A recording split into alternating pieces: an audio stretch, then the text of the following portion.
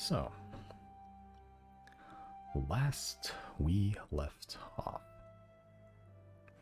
venturing north to find a facility hidden deep in the snow, along with a couple of awakened constructs, you fight your way through, or sneak your way through, eventually finding the central nexus core of it all, and some sort of construct processor at the center of it.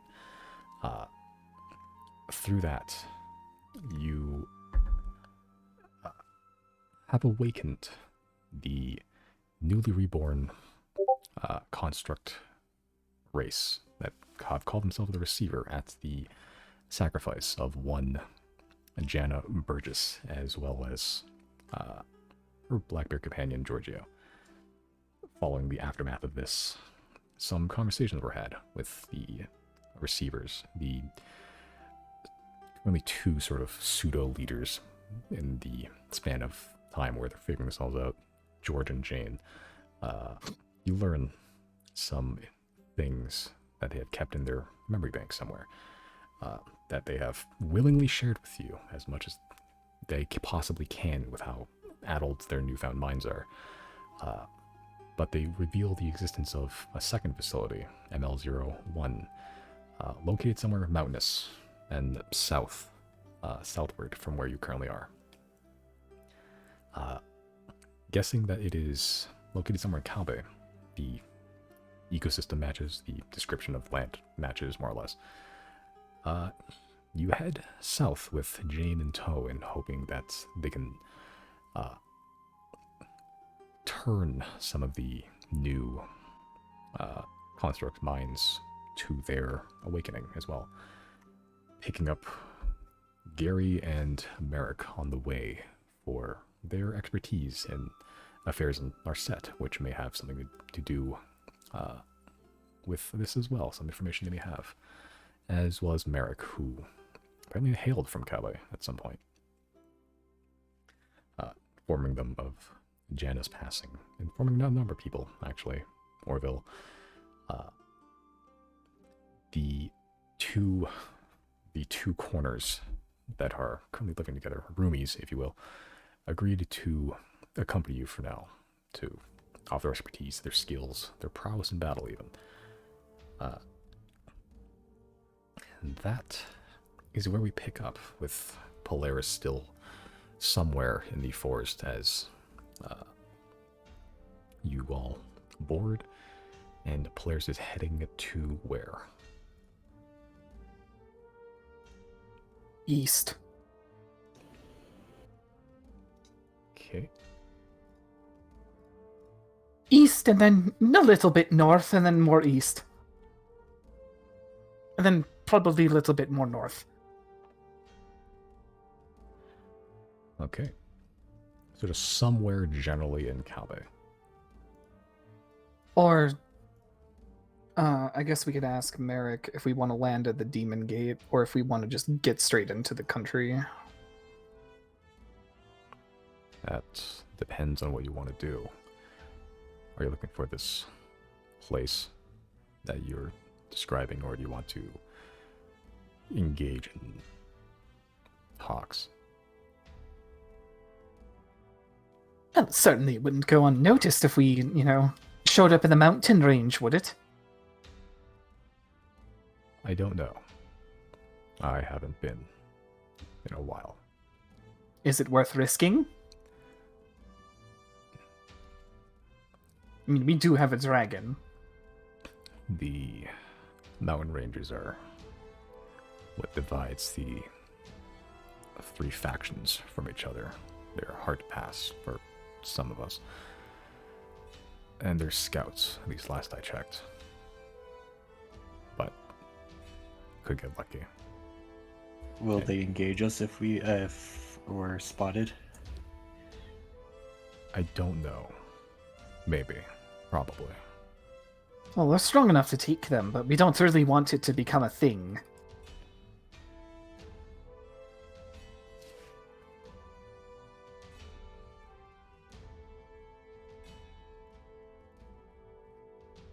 It's up to you. It could be good to announce our presence, or it could be bad. You could try to get lucky and just try to find it without anyone knowing. 0. Are we going covert or overt? I mean, my default approach is always going to be sneak in, but if the consequences of getting caught would be greater and potentially sever any potential alliances we might have with either side, then I am okay with the diplomatic approach if we want to go in through the main entrance and I guess just go introduce ourselves the old-fashioned way.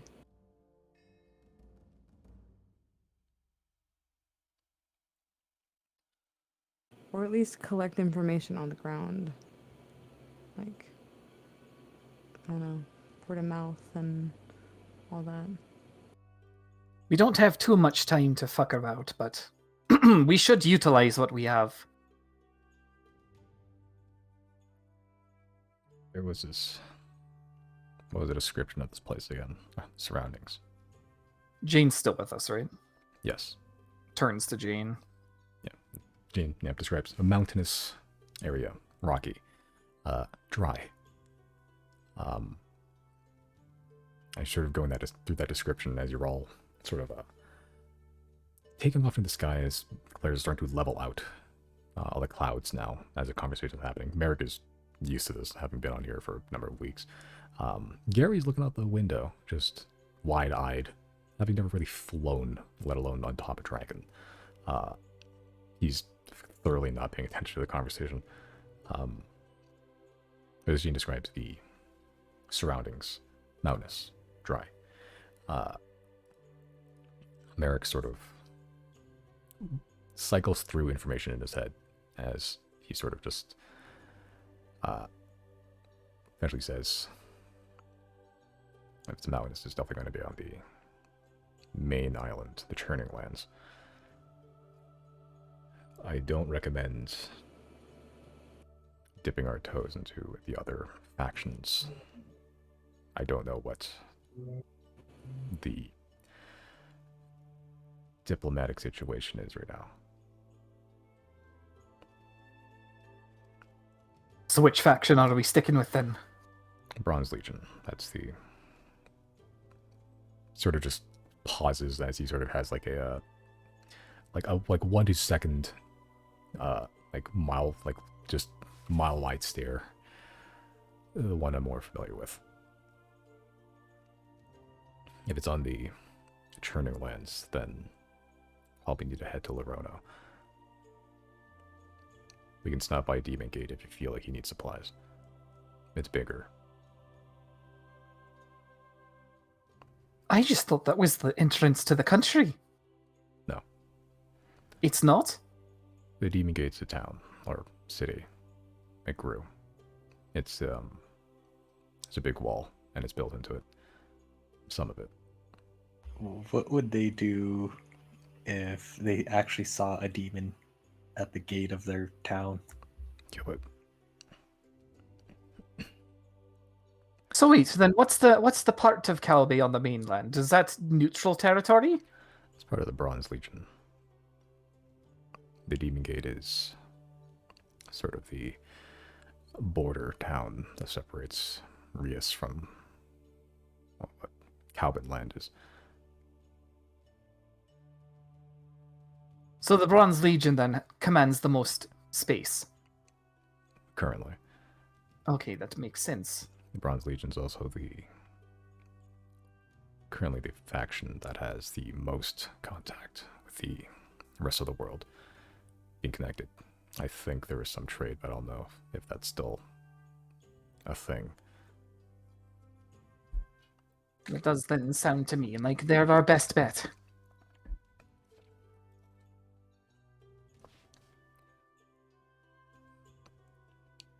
If you're planning to get them as allies, I don't think they're going to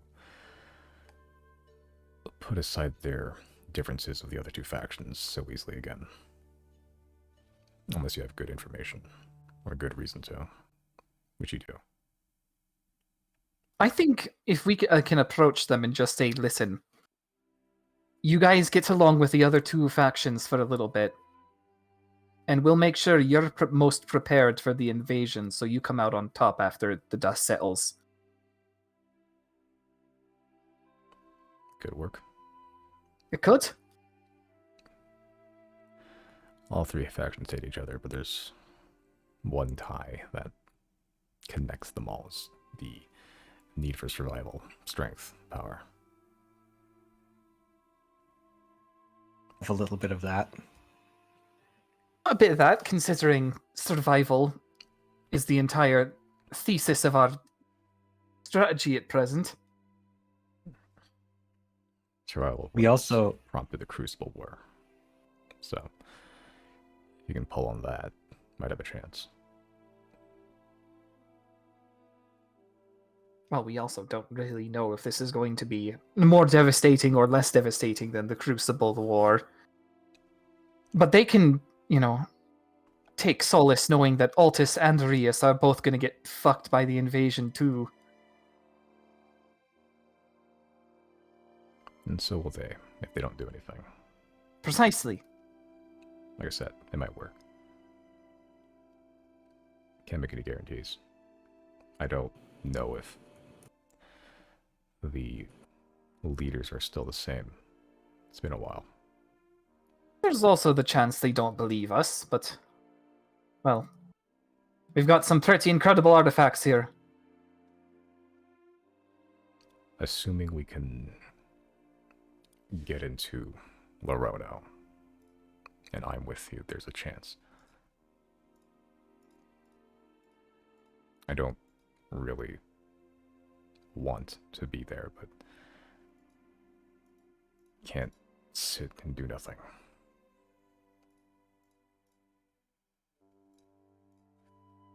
So, probably worth knowing why it is you want to avoid the city. Maybe persuasion check. Persuasion.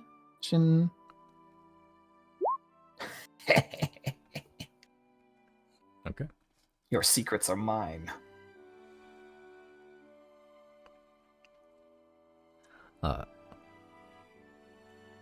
He sort of looks you dead in the eye. You haven't really seen his face change in the last year you've known him. He has never really shown any emotion other than just neutrality, stoicism, or just abject rage. And it doesn't really change. He sort of just looks at you and just stares daggers into you. Oh, daggers. Just burns a hole through you as he sort of pauses for a good, long, awkward while. Sort of sighs heavily. You were there at my trial.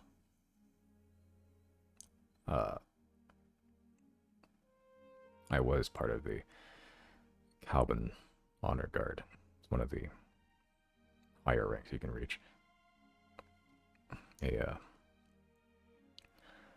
direct and trusted guard for the Imperator. If you're a good citizen, that's a high honor. And any citizen of the Bronze Legion is taught from a young age that duty becomes above all else, including friends, family. You become a soldier, it is your duty to die in the service of your country, no matter what. To desert is punishable by death. If you desert and escape, then you're shamed. Your whole family, assuming they're still there, is shamed because of you. I didn't exactly die for my country, and I didn't come back. So I'm what you could call a deserter. A high-ranking deserter. So what, they don't let you leave? Once you join the military, it's not... The Bronze Legion military is just a job. It's more of a lifestyle. They train you from birth. Could be a unfeeling soldier. A killer. Machine of war. It's just how it is.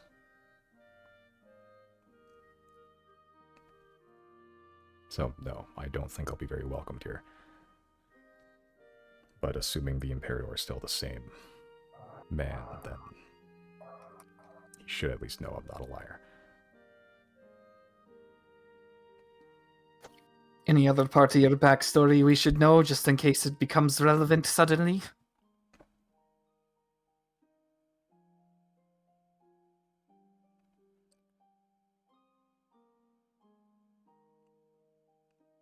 What I've already told you. Because I don't think there's much that you haven't already figured out. Sort of looks towards you, Zero.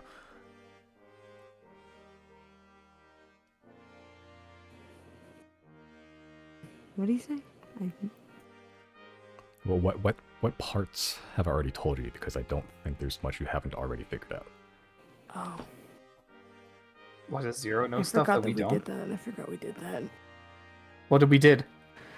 I'm gonna slide a hand cast message to Riley and just remind him I cast Charm Person on him in the Hall of, I think, Purity, Bethis, and I got a good amount of his backstory out of him by force. It was more so the emotional aspects of it. And he's not very happy about it. I'll just kind of look at Riley, just like exchange a look with him. Was Riley present for that? I think so. I think you all were. I Okay. think everyone was present because we like rounded him up from after we broke him out of jail. We thought he was like possessed, like I was. Riley will kind of like scratch his head and be like, "Oh yeah, right, okay, yeah," and he'll back off.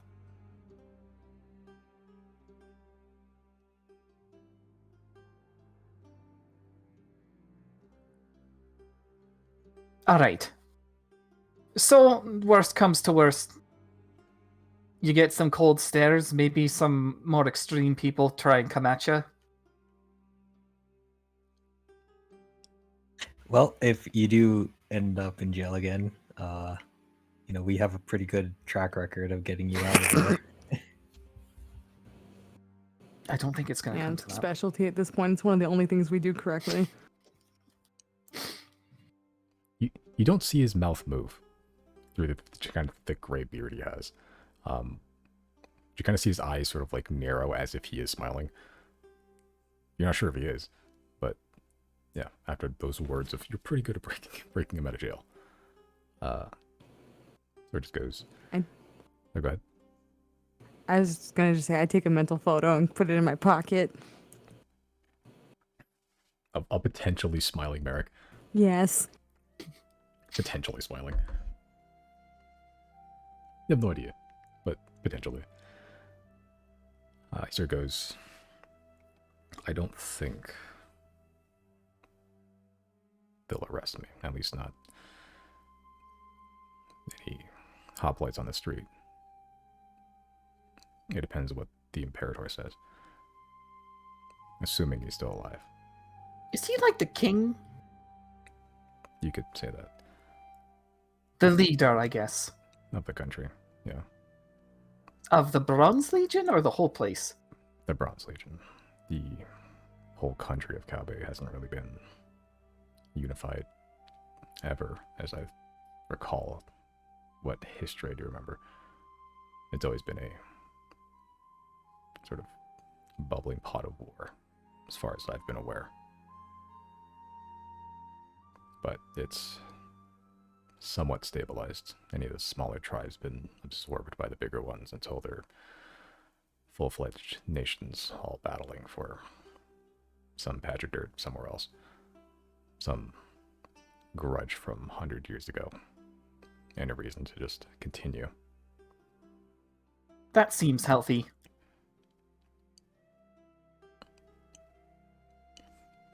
That's how you breed the But best I'm- warriors. I'm sure the Zodiacs won't have any sway over that. Unless you have good reason.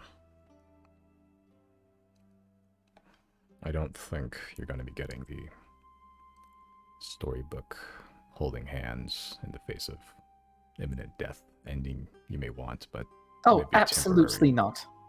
temporary alliance. Again, I mean, listen, the whole thing is that we can kill each other if we want. That's our business. But we have to survive to get to that point, right?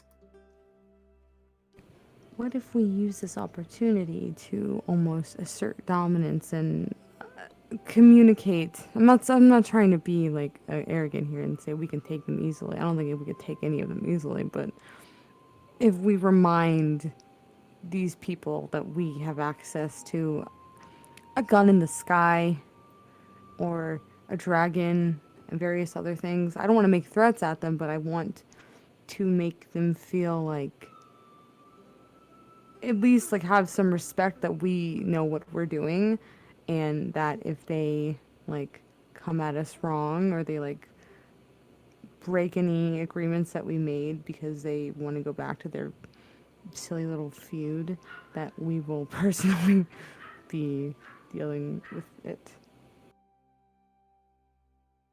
We also have power to offer them. In terms of like, maybe we could give them a little bit of Arcanite, and maybe their mages can figure out something to do with it. they And should we don't need find Arcanite. Oh, is there plenty on the continent? As far as I'm aware, I think Cowboy has the highest concentration of it. Hmm, We That's probably where, yeah, okay. I think every faction has at least some access to it, and over the centuries, I guess people have figured out how to use it the best, and we've turned over the weapons, armor.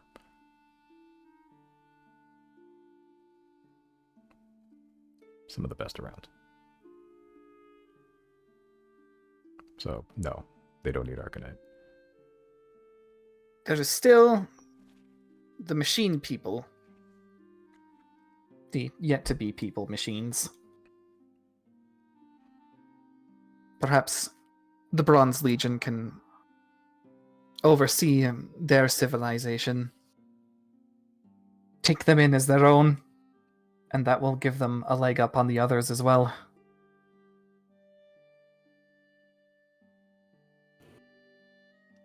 I think of all the factions, the Bronze Legion might be the most willing, but I wouldn't bet on it. They're going to find that there's a machine peoples in their area pretty soon here, so what they decide to do, I guess, is up to them, but the machine people will also, by merit of being people, have their own self-determination. Who knows? Maybe they'll become a fourth warrior race of the continent.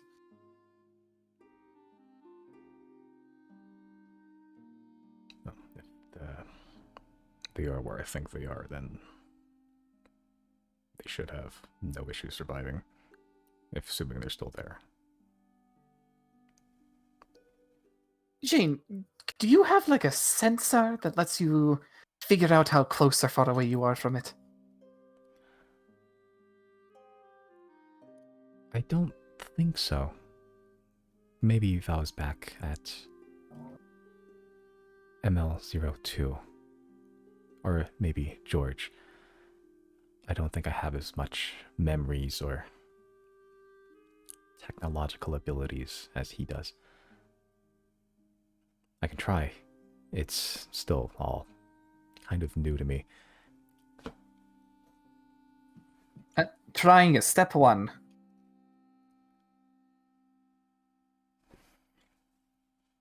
Well, I'll take some time to figure it out.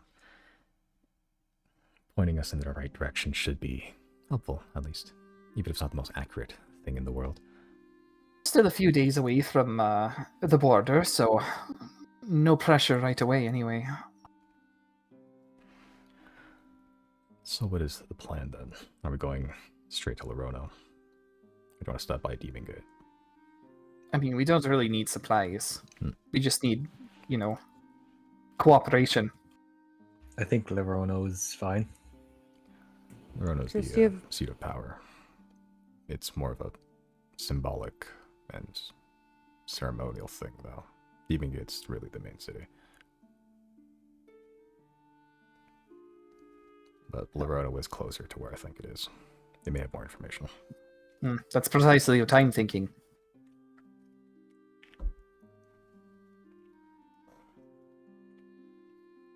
So you're using something? Never mind. Okay, so flying straight to Lerona. Looks like it.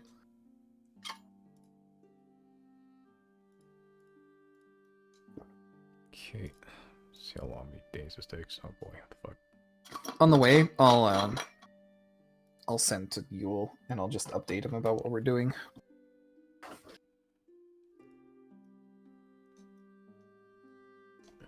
Okay. So long as there's no mid-flight events, then I won't even bother using my spell slots for that. Okay. On the way there in the sky. Yeah. Yeah. No mid-flight events. I keep forgetting how fucking fast it's dragon travels. Actually, I would like to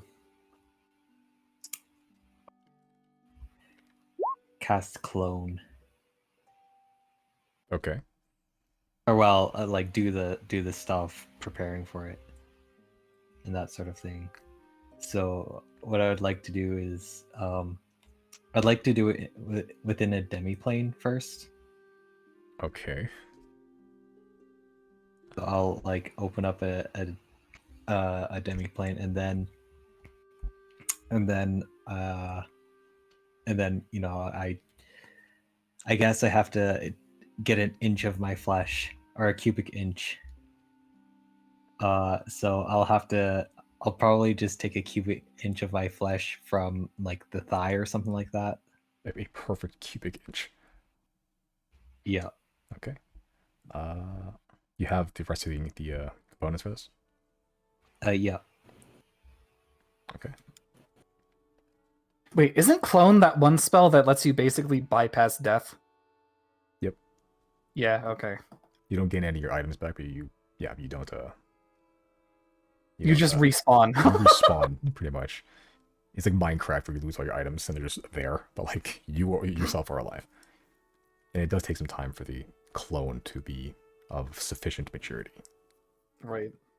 But I can choose my age, right? Like the age. Yes. You be a younger version of yourself. You don't need to be you can be Pura, I think. Yeah. That'd be like, yeah. So yeah, you can do that. Yeah, Casting check time it. an hour. So you have a whole demiplane to yourself that is just dedicated to your little clone jar. You're becoming a full-fledged lich now. This is exactly what a lich would do. Hide their like little like important resurrecting thing somewhere else, like a demiplane. You'll never find my phylactery. I think I do have because I have an old spell book, right? Yes. And I have an old wand. Mhm. So I think I'll just leave those in there too. Okay. It's actually not a bad idea. Yeah. Start casting from the fucking get-go. Yeah. So like you have a new spell book, which yeah, you have all the spells in it because been prepared and you have some time to do it. Yeah, you can leave a wand just in case and a spell book just in case, allowing you to continue casting, so you're not just shit out of luck. You have to go find another spoon. Yeah. Okay. All right. Yeah. So for like one day on the trip here, Chris just disappears for an hour. You have no idea where he is. I mean, we're also disappearing to like take care of the whole fucking Silverwood thing as well. Like, yeah, whatever. Okay. But as you're flying, the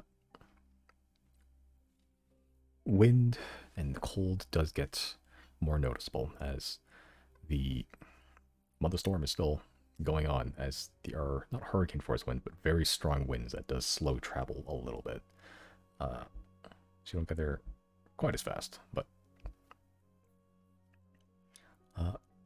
and you were actually 1 day off from a holiday. Is it like Which Ebel's Wrath is soon or something? You passed Devil's Wrath, actually. Ah. Tomorrow is Maith's Grasp, which is the yeah. blood. And you can see that the snow has been piling up. It's been piling up for the past couple days as sort of not verdant green, but like beginning to dry, brown, ruddy grass is slowly accumulating with just layers and layers of soft, powdery snow, which then harden, and then more snow piles on top of it, as it becomes very reminiscent of Thane, if a little less harsh.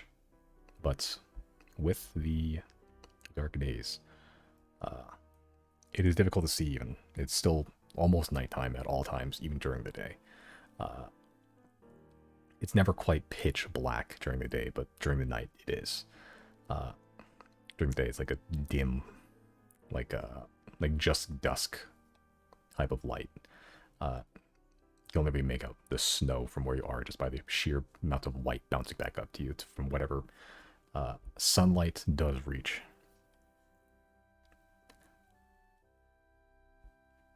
Okay. Everyone make perception checks for me.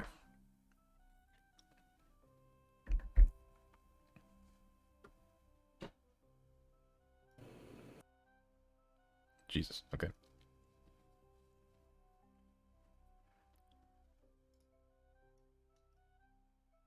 Okay. First, is there anything anyone would like to accomplish during the 5-day ride here? Or 6-day ride here, I guess. Already did the thing where I filled in Yule. I want I think just. Go Oh, ahead. sorry. Go ahead. I was just gonna say I want to teleport back to Chris's fort every day, and I want to bond with my horse. Okay.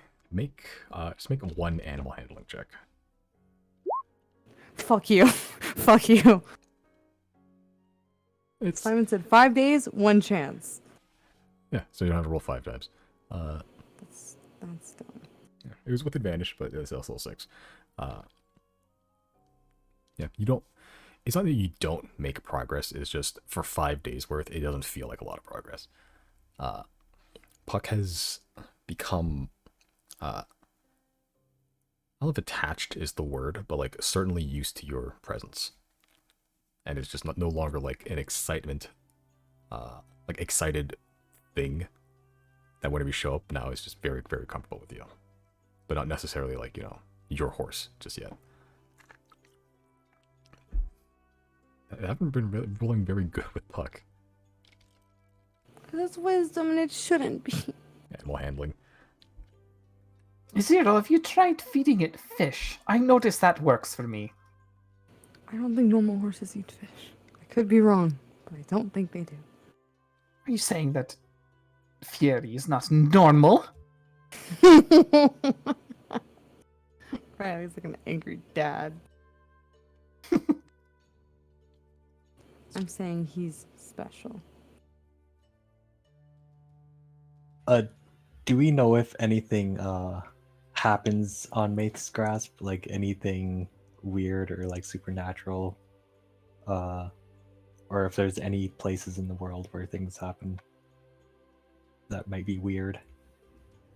It's the make a history check.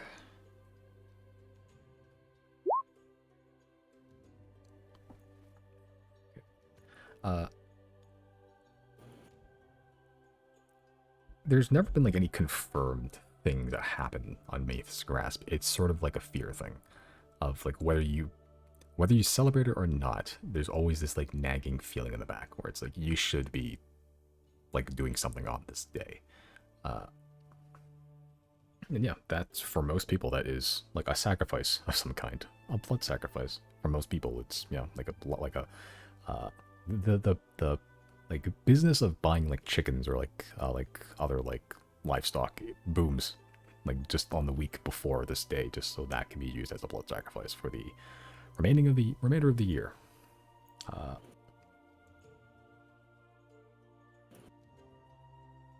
But any specific events that happens, whether something does happen or doesn't happen, has never really been fully confirmed. You're not sure whether that's just because nothing happens there or nothing, or no one's discovered it. I see. Okay. It's been said with the history that check though. Yeah, again, nothing's been confirmed, but just by through sheer superstition that you've heard, things tend to like any like it's considered the day of like subterfuge and espionage and just general skullduggery, where apparently you can get away with more, like things that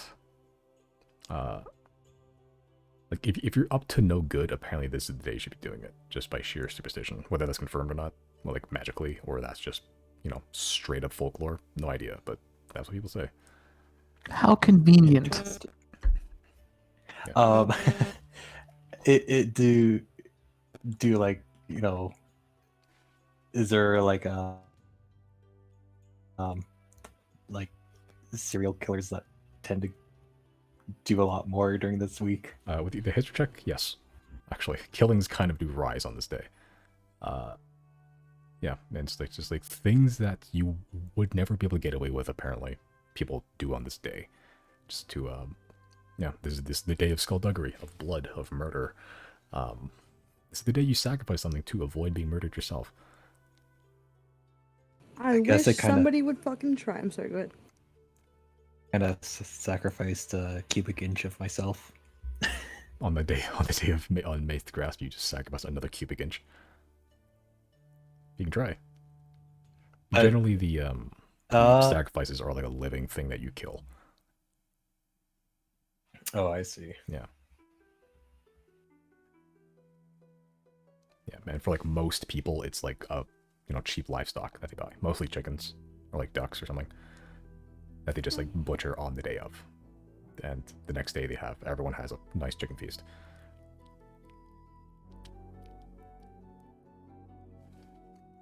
It's generally not a good holiday. It's not one people like to celebrate.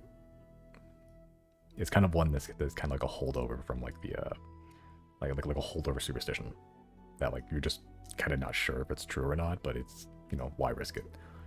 So it's kind of stuck around, and also all the time it's a holiday.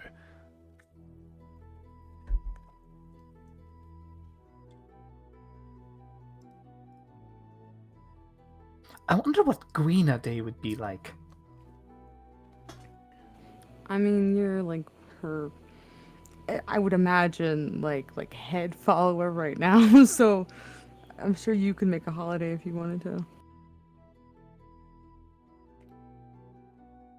I wouldn't know where to start.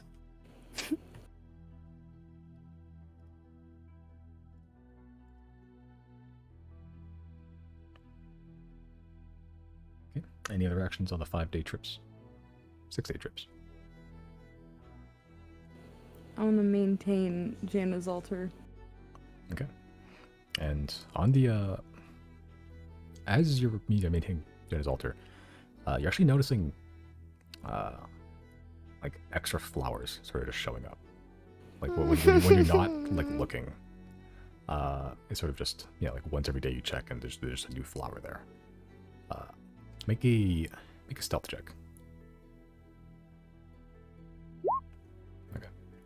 On one of the days, as you're about to head to Janna's altar and just fix everything up, strain everything up, like the bumpy ride of Polaris doesn't exactly bode well for the loose objects sort of just around Janna's altar. On one day you're just approaching every other day, same as normal, but then you hear footsteps sort of approaching as well, and you sort of just instinctively stop and you see Gary sort of go down the steps and stop at Janna's altar, sort of just staring at the face of Janna, at Giorgio. As you see, he sort of holds up, like presses his fingertips together, sort of raises them up as a little small flower sort of appears before them, and he sort of just puts a new one down and continues on.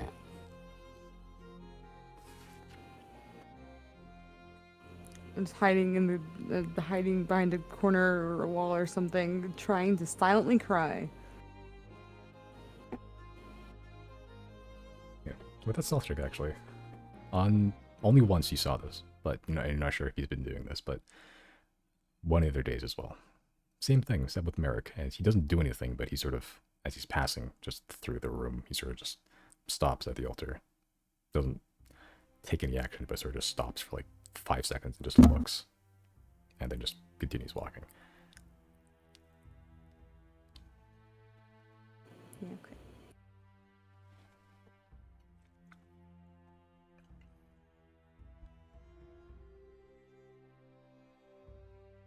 Okay.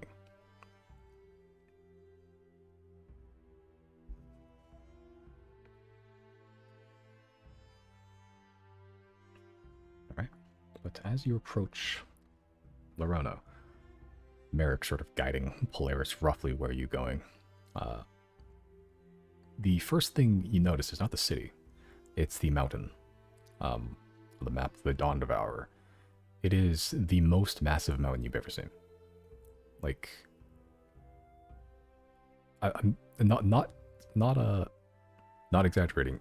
If you were on the ground, it may or may not go through the clouds. Like, it is a very, very tall mountain. Not like super, like wide either. That was pretty wide, but it goes very, very tall. Kind of like a spire. Not quite a spire. It's just like it's not like a big mountain range that just goes very high. It almost looks like one singular mountain with just smaller mountains around it. One mountain in particular just extends far above all the other ones for some reason. And on certain days, if you're on the ground, you wouldn't be able to see the top. But you're flying, as you do see the top, and it is high. Well, actually, then you're trying to find the fucking height of this thing again.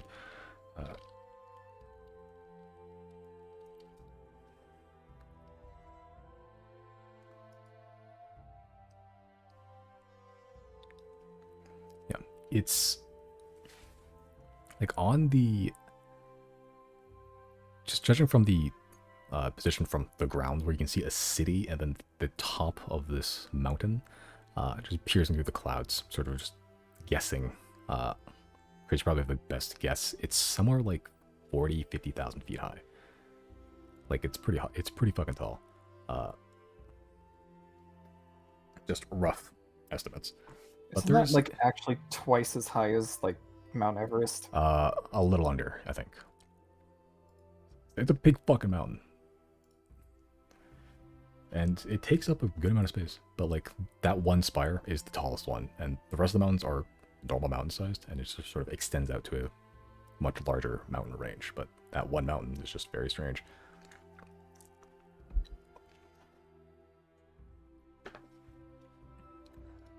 As you do, I sort of just take note of this like monstrous mountain before you. Not near the base, but like a couple days travel, miles away from it, near a more modest mountain range, is a city. One that almost is ringed, like, I don't have a map for it, but one that's ringed for like a perfect circle. From the top you can see districts. You don't see individual buildings from this height, but you can see the walls that separate them into 6 districts, and then the outer wall that keeps them ringed as well. But at the very center, a alabaster white spire, tall, much taller than all the buildings in the city. And from this height, you can't make out more details than that. But Merrick sort of looks down. Oh, there it is. Still standing, I guess. I assume you're talking about that white pillar thing. The city itself. It's located on the main islands, the Turning Lands. I wasn't sure if it survived the war, or if it's been raided by someone else. I guess not.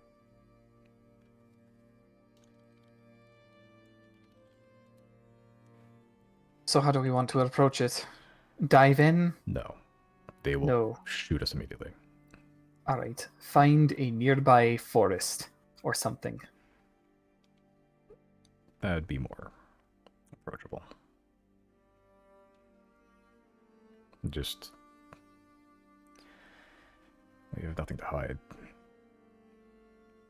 Or just try to march and be as calm, as amenable as you can. Looks at you, Chris. It's no quick movements, and just state your business calmly. Truthfully, I guess. Alrighty.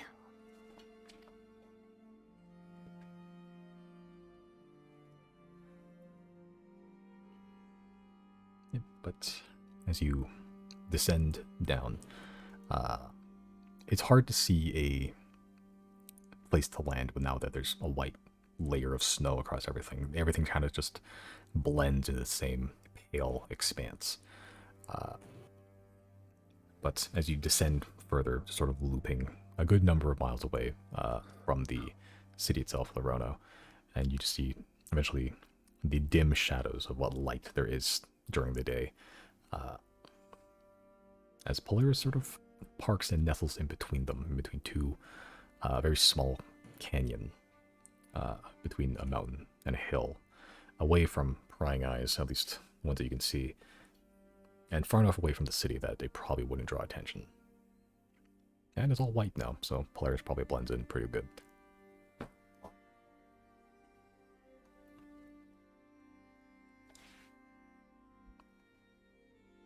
Alright, good stuff. Shall I wait for you here, or shall I take to the skies? This place is, like, deserted enough, right? Make a perception check.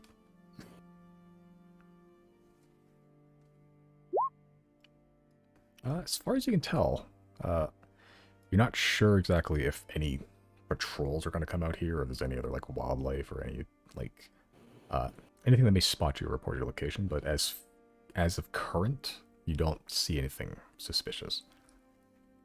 I would say fly away at this first sign of anyone who isn't us. Does this include wildlife? Or people exclusively? People exclusively, I would say. Very well. I'll await your return or your command.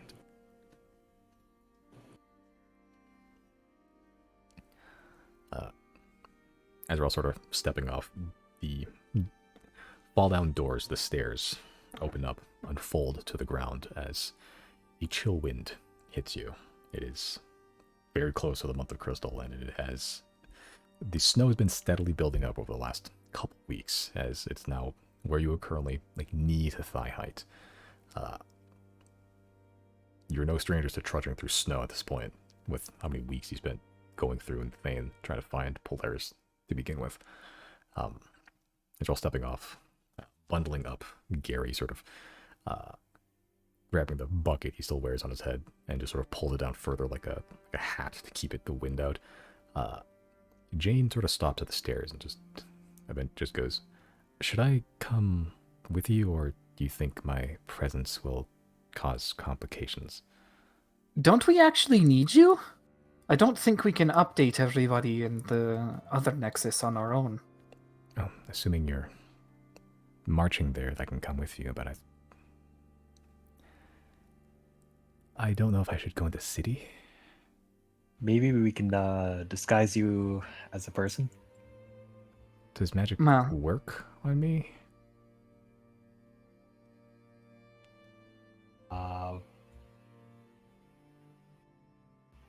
I'm not sure. Merrick, would Jane become the object of overt scrutiny? Yes. Yes? Okay.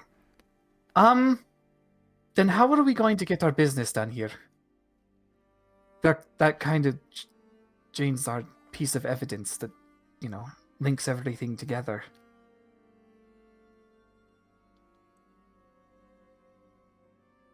We could just walk in with as much confidence as we can. If we're not actively hostile, then hopefully they won't either. But I don't think the what this place, this facility you're looking for is going to be in the city. Oh, I suppose that's true. If you think Jane's going to help, by all means, but Well, yeah, Jane will be important once we get to the facility. If you think it's better that... What pronouns does Jane prefer? I don't think they know yet. Jane's a female-sounding name, but yeah. If we had, if we could, maybe we could put Jane in a monster pocket. That's a solid idea. I believe Riley tried it with Jane already, right? Yeah, and it seems to work. It worked on like pre-awakened glitch too. True. Well, I actually, Jane, how boring is it in the monster pocket? I mean, it just looks like the facility. I don't really have a huge basis on what fun stuff is yet. From what I understand, the outside is opaque, so can still see what's going on. Yeah, there's I guess a window, you can call it. I can still see the front. Would you be fine? If it's required, yeah. I don't want to hold everyone back. I would just want to make sure it's all. I think it would be good, because then you could still observe new places within the world, but then you can also, stay safe. Yeah, if you think the ball is best course of action, I'll go on the ball. No, she's All right. Okay, so you all have a monster pocket at this point, right? Yep. Yeah. Yeah. Okay. Yeah, and you don't technically need to attune to them unless you want to bond with a specific animal. So you can just one of you can need to yeet a ball at Jane, and Jane's willing. So who wants to carry Jane around? I guess Riley will. As you throw with the ball, it just strikes metal on Jane, opens up, and a red beam sort of evaporates Jane's very being and just absorbs into the ball, and then shuts close. Another one of Jana's ingenious ideas. Because I'm sure this is the first time Merrick has seen it. I think he's seen Jesus Christ. He's seen Jesus Christ? Look, you know what religion they have in Cowboy, alright? A lot of crosses all over the place, you're not sure why. Yeah, I think he's been in common with you enough to see like Georgia go in and out of the ball. Oh. I didn't realize we had that back when we were I could be wrong, but I feel like Janice had it for some time. in which case, first time Gary is seeing it for sure. Yes. Gary has not traveled with you for a while, I think, since the beginning of the campaign. Yeah, he sort of just sees that. That is a very neat magic item. That would be very useful, I think. Where did you get it? Again, Jana's idea. She commissioned some very interesting magic salesmen. Perhaps you knows know them. the Atneys. Oh, yes. I Yeah. haven't seen them in quite some time. I believe Claudine or Mondo had the bell. They're good people, as I remember. Jana was very, very insistent on getting close to Atneys and Co. And it paid off. I am... No, Jana, I cannot fill that role, but maybe I can visit and maybe fill some curiosity for them. Commission more. If there's any strange idea you want to act on, they're the ones to do it with. Yeah, once I get to bed. For now, we have more racing matters. It is a good idea, though. Let us press on with these pressing matters, then. Turns towards the city. Yeah, yes. You know the direction, but you don't quite see the city as of yet. But you do begin to climb out of the valley, and it does take a number of the hell? Yeah, it takes an hour or two to get to the actual city proper. You wanted enough distance out of the way, out of sight, just in case. Considering what Merrick has said of kind of being like this, not a paranoid country, but just a very careful nation. But approaching, you do see a wide circular wall, perfectly circular, as seen from above. Looks very defensive looking. You can see there's not a whole lot of markings from where you can where you stand, but it looks defended. There are 4 gates, one on each cardinal direction, really wide, and they're all closed. But even through it all, you can see that very tall tower in the center of the city. They're just looming over everything, but with the dying light of the day and with the this general dimness of the dark days, which is going to last for a number of, like, I think another 2 weeks. It's difficult to make out any more details other than it exists. And there's no people around, huh? With your perception check, you can make out faint torch lights sort of marching on top of the wall, back and forth. Good number of them, and you see some at the bottom as well, near each of the gates. Presumably guards. Probably. Yeah, alright. Well, as Merrick said, march on. Have confidence and speak truth. Alright. As you just march straight to the gates, per Merrick's advice. Does anyone to prep anything, or just marching straight through? Oh, that's a great question, actually. Oh,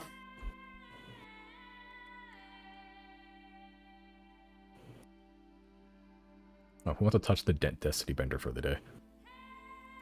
I think we agreed Riley would carry it? Yeah, you can carry it, but other people can use it. Oh. What do you mean touch it? Like, do we have to wait to use it? Can we just use it now and we'll have those rolls? What does that mean? It's a once a day thing. Whoever touches it and uses it, you get like a pretty much like a free reroll. So we have to determine who's getting the reroll. Yeah, you have it for the next 8 hours, I think.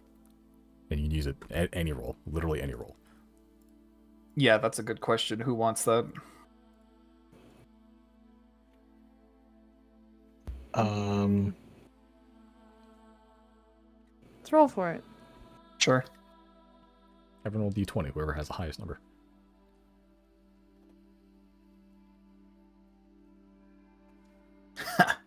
Think you can beat a 7? That's a lucky number. Oh my god, no. 0 gets the Destiny Bender. Alright, well. It's settled. As this is the first time Evan's been using it, actually. Just keep forgetting we Just have keep it. forgetting it. This is one of the highest prizes you could have gotten from Bread of Burnout, and no one's used it for 2 years. It is a legendary item.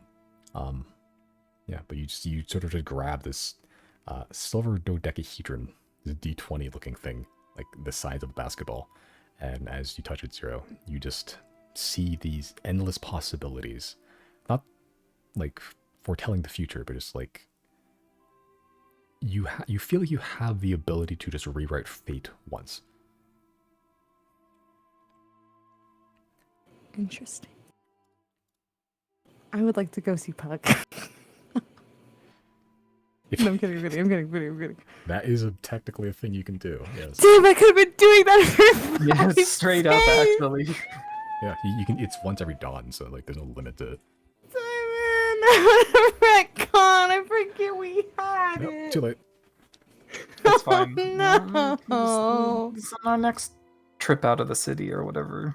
You better go into a city filled with like highly militant people. You're like, I want to tame my horse.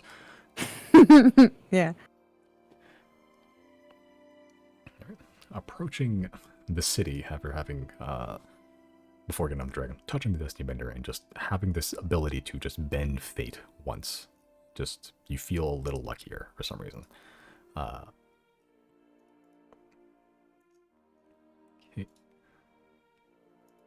Yeah, but getting closer. The stone itself, gray, white. There's a lot of like near the gates. There's sort of this architecture you haven't really seen very much of. These grooved, striated columns that rise up pretty high, look like they're carved out of a single piece, and then they sort of end in like a triangular arch. Very Roman style, just meta. But you haven't seen anything on the mainland. But approaching, not being stealthy, not making any other preparations otherwise. Don't think so, no. All right. Marching head up, nothing to hide. Everyone's bundled up, but with a dying light, it is difficult for anyone to see. The only reason you can see the guards is because they have torches. But as you're sort of approaching, no weapons drawn, no signs of hostility, you can see the guards. They're just a little warmer now in the season with like a long, just normal brown cloak, but you can see like iron breastplates and like these arched plumed helmets, large circular shield, spear, and they're just well armed for city guards. One of them sort of points the torch forward and sort of squints a little bit. Both human guys. As he does that, the other one sort of puts the like leans the spear against the wall and puts his finger in his mouth, whistles, sort of looking up at the wall. As you can see, multiple lights beginning to appear, more torches sort of casting more lights on you. You hear this sort of cranking sound as you sort of look up towards the wall, which is like 80, 100 feet high. You see 5 torches sort of set into this large metal dish. The dish sort of points towards you and it sort of casts this large reflective spotlight on you, illuminating your entire position and everyone in it.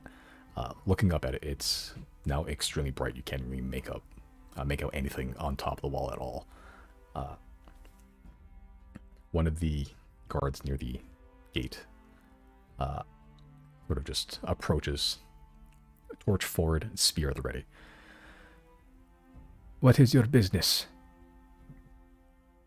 It's come to our attention recently that there is a facility within the mountain range. It's full of constructs. We are here to liberate them from their programming.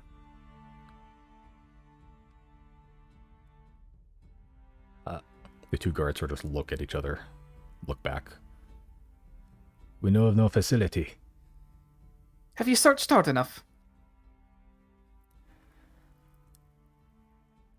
If you're looking for the mountains, it's over there. And sort of just nudges a head towards where the large spire-like mountain was. Think you can pass on the message that there's guests to any scouts so that we don't get jumped out there? We don't owe you any favors. We don't know you. Fair enough.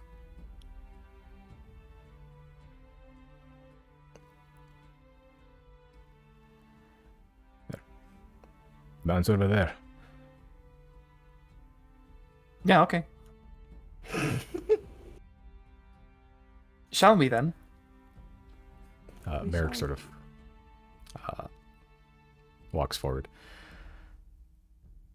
Do we want to talk with people in the city, or do we want to just search? Well, I mean, we've made our presence known and our, purpose clear. I think if there's any word that gets out from the scouts that there's some strange people looking for a facility with constructs in it, we've at least laid down the groundwork so that there's not so much suspicion. They're not going to listen to you. Is there anyone in town, maybe? Oh, well, I guess we don't know who's in town, but if there's anyone that we might come across that has reason to have ventured out there enough, that might have some insight. So if there is something we need to know before heading out there, we don't walk into a trap, or we can go prepared if there's anyone that might know. If you guys want to iron that out, I'll step back. I wouldn't know who to ask, though. Who goes there? You have regiments of scouting parties. They cycle through the week, but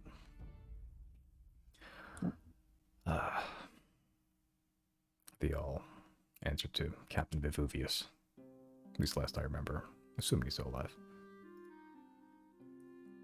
So if we wanted answers, regardless of if we wanted, well, no, because it seems like there's probably a pretty shared mentality here of them owing us nothing. But in general, if we wanted information, even if they wanted to help us, they wouldn't, because they don't have permission.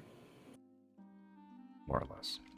It's duty and death for these people, and Liberto has the best. They're not gonna just give up information or do us any favors just because we ask.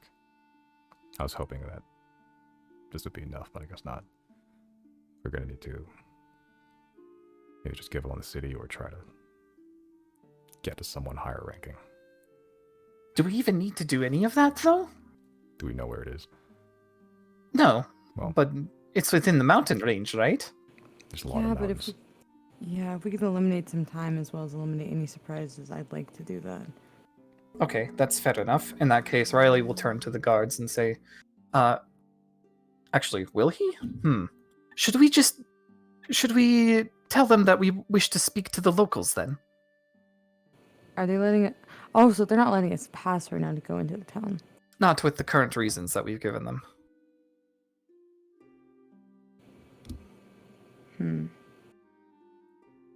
Can I be a tourist?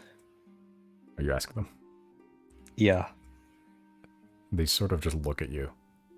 No. I don't know how you got in past the Demon Gate. And clearly you don't know very much about Kabe. We're not a tourist country. So, either go back the way you came or head to the mountains, as you say. And if we don't? Then you will be seen as a threat to the country, and we are authorized to take action.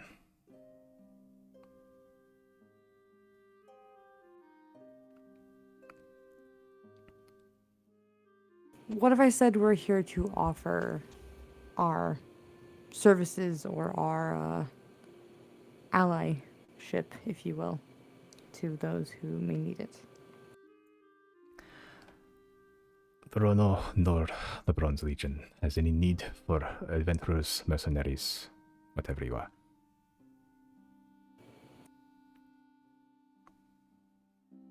About do they need? information, then. These spies. Spies. You see They're our asking for informations. spies. Are these spies? No. No, we're just travelers who have come across some interesting truths. Yeah, if we were spies, we wouldn't be here at the front door like this. Far too conspicuous. Did he ask us if we're spies because I asked him what do they need?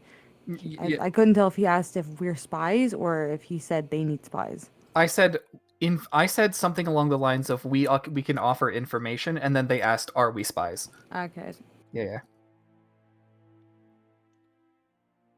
Rest assured, the people of the mainland, at least to our knowledge, have no interest in sparking anything with Calbe again.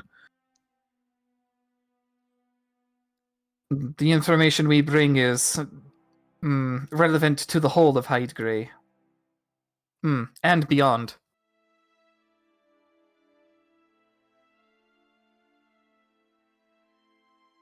Make a persuasion check with disadvantage. Oh, right, don't have to do anything. Persuasion. It's pretty good.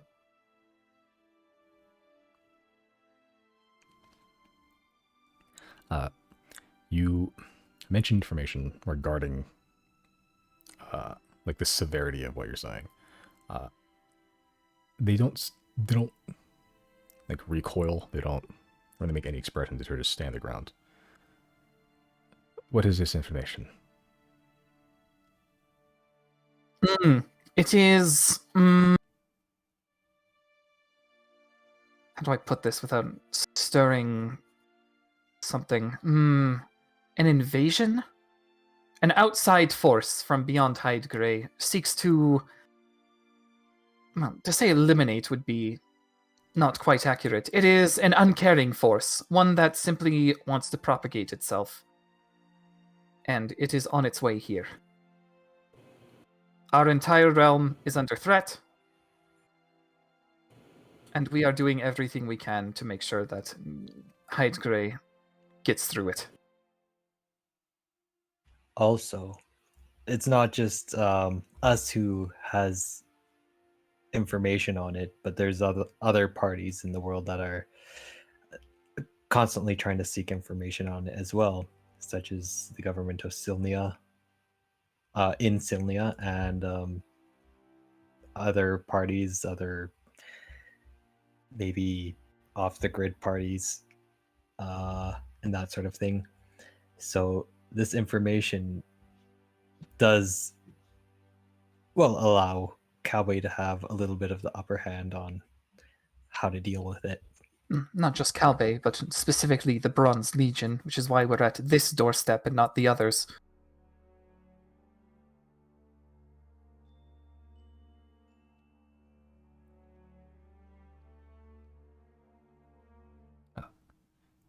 The guy at the front, he looked like a younger guy, probably like mid to late 20s at most.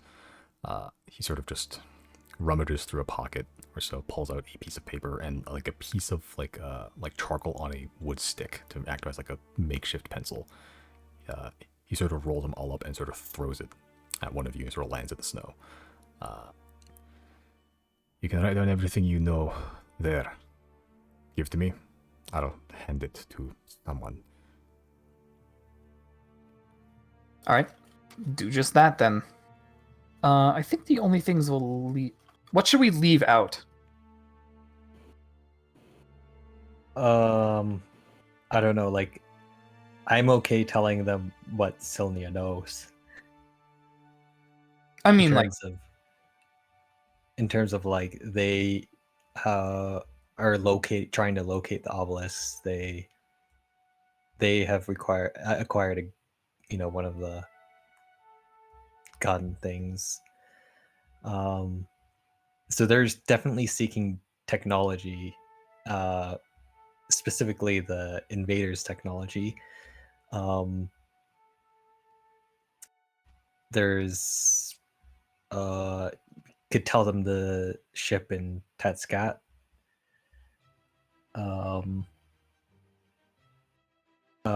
In the constructs and that sort of thing. So yeah, in Thane and whatnot. So regarding the invasion, anyway, we'll probably just say everything. And if they have further questions, then I guess we can start thinking about what to omit. And I do have some physical evidence. And we have Jane in our back pocket. Yeah.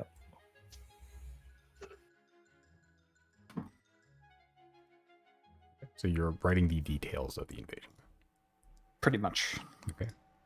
We'll note how there's an eclipse thing happening in like a month. And how we're on a timer, kind of. Do we want to mention that we are the chosen? Not yet. I don't think that's relevant.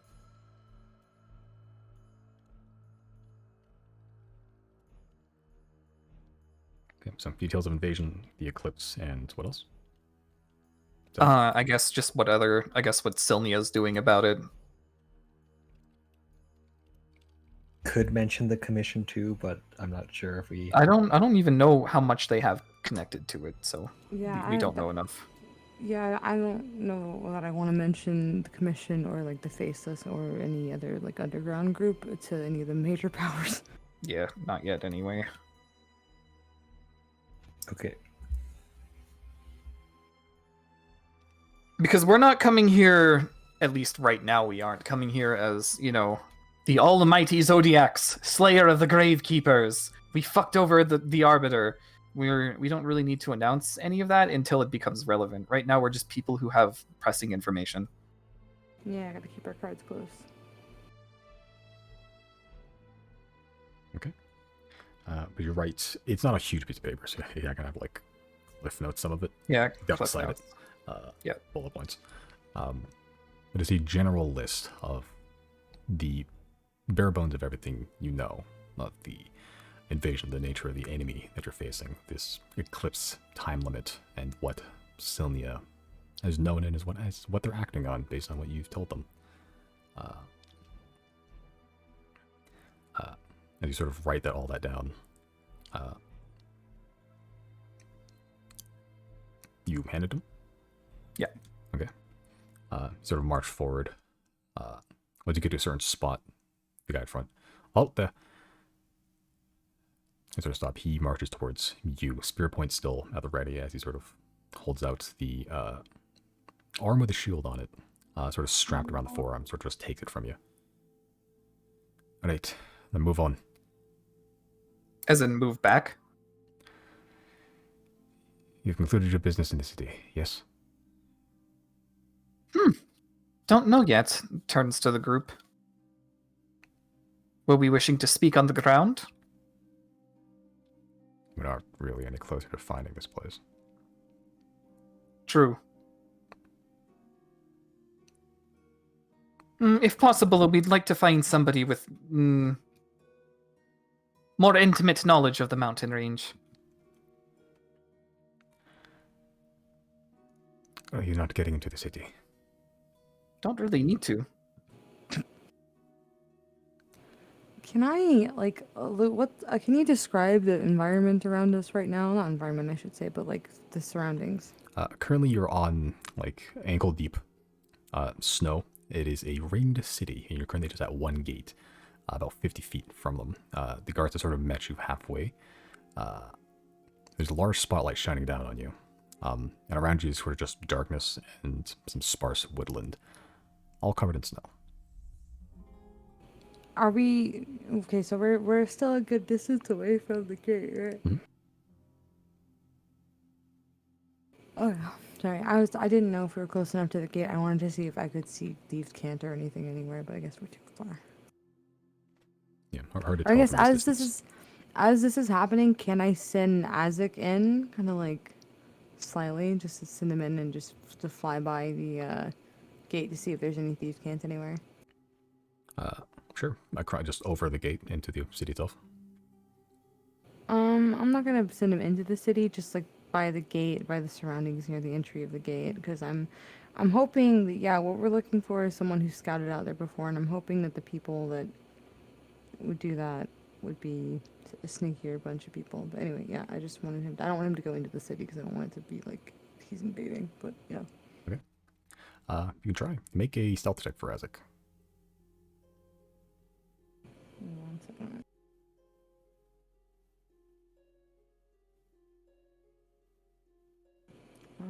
He's an owl right now.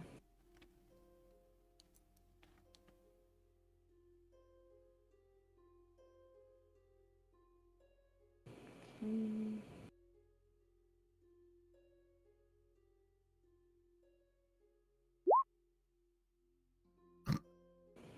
Hell yeah, it's a 2.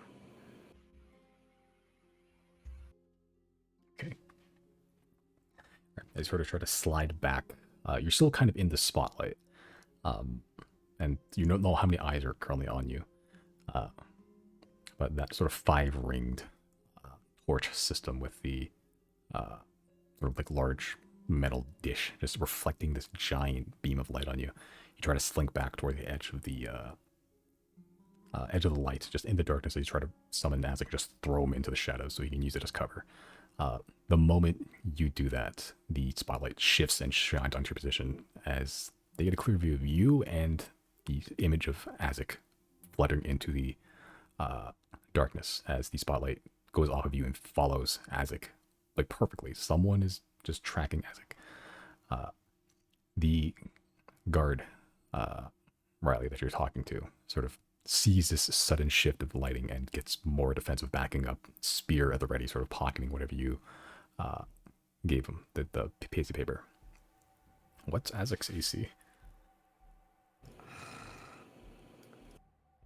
It's 11. Okay.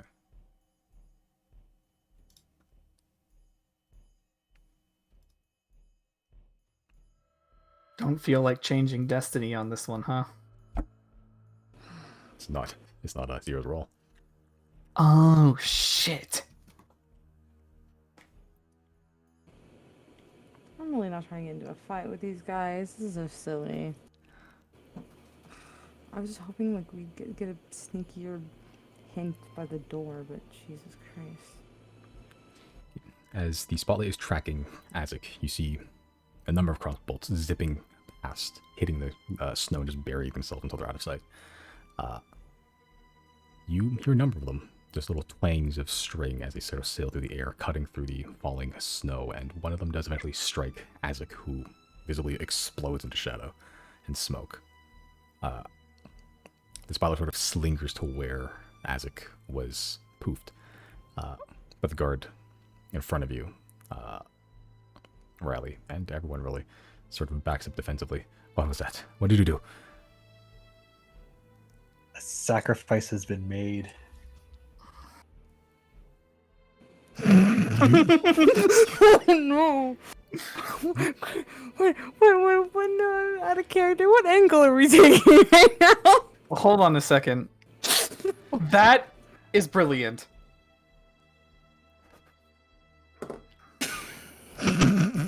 What the fuck? Zero, you do know that Maith's holiday is tomorrow, right? It's hard to tell the days when the sky looks the way it does. Alright, fair enough.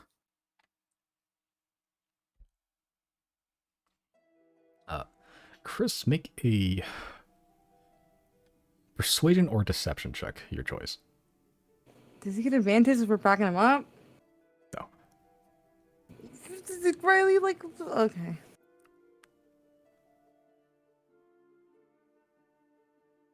Yeah, it depends on whether you were doing this as a genuine remark or this is like actual ploy. Okay. That's actually pretty fucking good. This might work.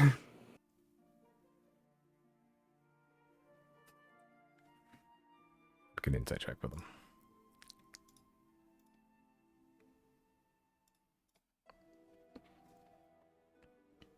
Okay.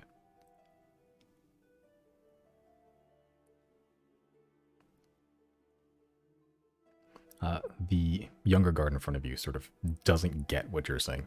What do you mean a sacrifice has been made? What do you mean? The pointing the spear towards you, Chris, the guard at the back, who the one that initially whistled, sort of steps forward in a little more gruffer tone. It's the 10 holiday. They're mainlanders. The younger guard looks back towards the older guard. What does that mean? What did you just do? We didn't do anything. You killed a bird. Good shot, by the way, guys. That was your bird. It was Clearly a not a bird. normal bird either. So why did you do that? I didn't do anything. It's a bird. They do what they want. I saw you. You saw what? You throw the bird. I didn't throw the bird. The bird flew off of my body. I don't know. Maybe he saw something in the snow and was trying to kill it. It's a bird. Make a deception check. Pleasure. Getting away with everything. One thing about me, I'm a liar. Okay. The younger guard's still currently very flabbergasted. Like, you can feel him about to, like, continue grilling, and the older one just at the back sort of steps forward. Alexius, just let it go. You're moving on, yes. I mean, I guess if that's our only option, though, we don't want to cause any trouble for you guys if we don't have to. You've received the message. You know what we're doing in the mountain range. You know why we're doing it. You know, if the scouts get in our way, we'll try to handle them as best we can. Handle them how? Well, preferably non-lethally. And if it came to blows, what would you do? I have healing magic. If it came to blows, it wouldn't be a fair fight for them. So I don't think it's in our nature to just wipe them out like that. I want to make it. No, never mind. Never mind.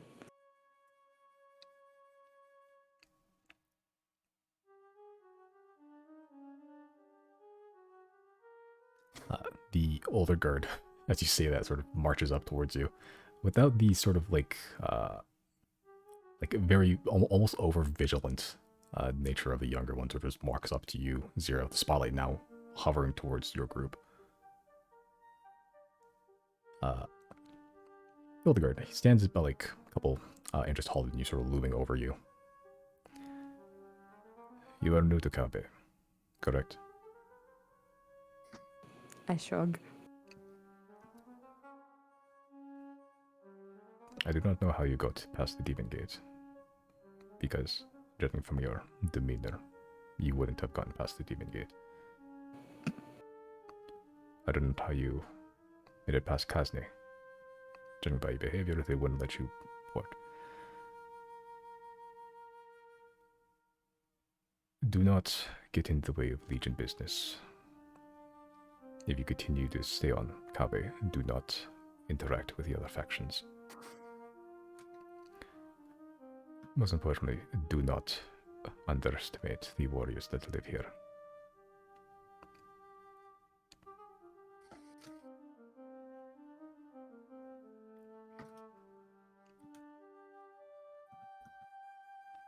The guard sort of just backs up, sort of taking a look at you all. Merrick sort of just turns away, just trying to almost like hide a little bit. I wanna size this guy up. Can I insight check? Make an How insight check. easily could I take him out? Well, I guess I'll never know. As he said that too, like I do want to like try to like hide a little bit of a smirk. Yeah. You try to hide a smirk. How successful are you in hiding a smirk? I don't try that hard. Yeah. So like you're clearly trying to hide a smirk, yet failing to hide a smirk, and it's very visible. Yeah, Riley, you have no idea. You get the sense that he's a seasoned warrior. He's pretty old. But yeah, not sure how easy you can take him in a fight. It doesn't look like he's dressed in any like special gear or anything, but he seems like he's seen some shit at the very least.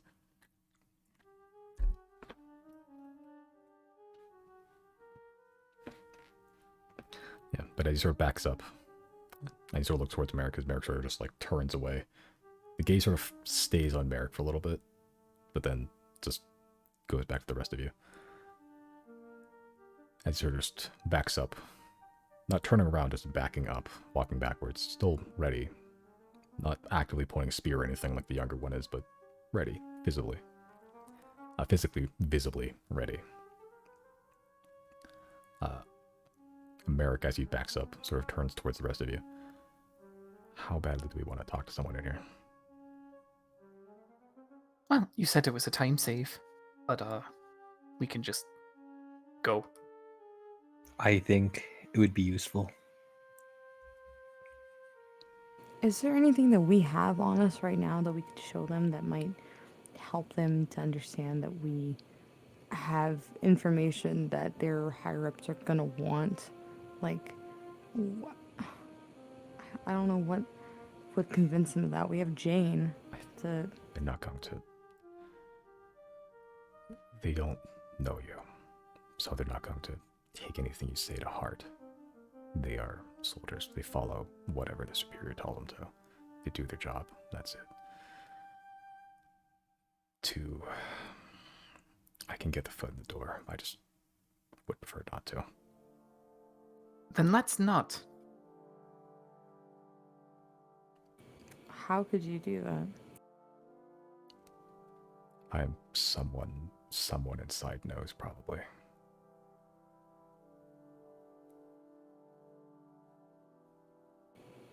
Merrick, do you happen to know? Do the Faceless have any presence here?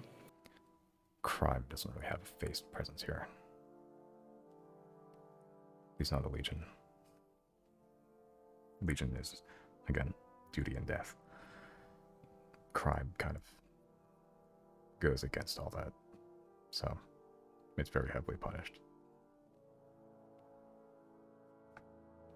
We already know that there's like human trafficking coming out of Calbay with the Arcanite. Or is it just the Arcanite that gets trafficked? What did Liz Colby say again? That's Liz Colby procured Arcanite somewhere in Calbay. Okay. This exact source or the methodology, you have no idea, but that's where Liz Colby's getting her Arcanite at the very least. Okay. And I won't speak up or laugh at the idea that crime is punished.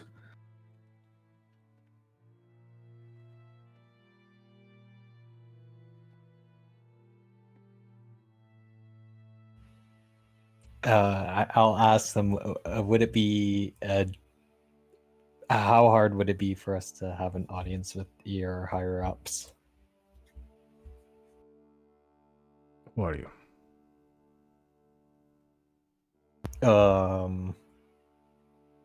Do we just let them know the group we are? Do we name drop Zodiacs right now? I mean, we could try this out. We are trying to do this the right way, and we're not good at diplomacy. That might have been Jana's stronger suit, but it's not working. I don't see the point in. Sorry, not the point. I don't see the harm in name dropping. All right. If it works, it works. If it doesn't, nothing else has. So who cares? Are you familiar with the name Zodiacs? No. Word of us has not reached Calbay. That is understandable. Your group seems very full of yourself. Not without reason. Yeah, I want to assure you, I don't underestimate Calbay Guard by any means. I've seen what people trained under your regime look like, and I can respect it, and I do, I do grant the appreciation and respect it deserves. That being said, I know what I'm capable of, and I know what my friends here are capable of, and I'm saying, well, I mean, like you said, you don't know how we got here. We know how we got here, and we are a resourceful bunch. It wasn't luck, is what we're saying. Yeah.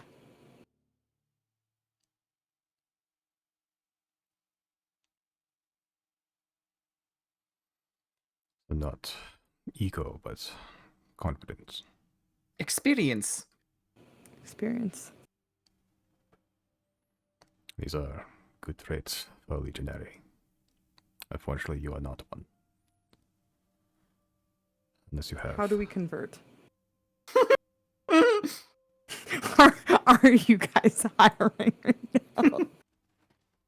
I don't say the second part. You were not born here.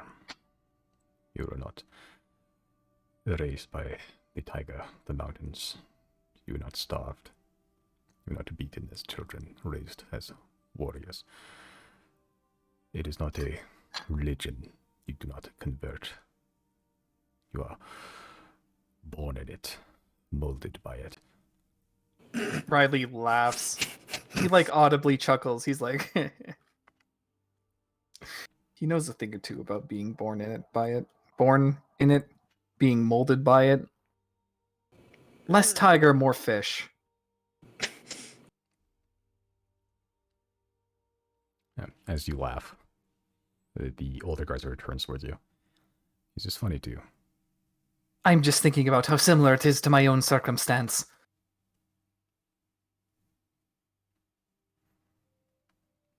I believe we have grown tired of your presence. If you're here to attack, attack. If you're here to spy, spy.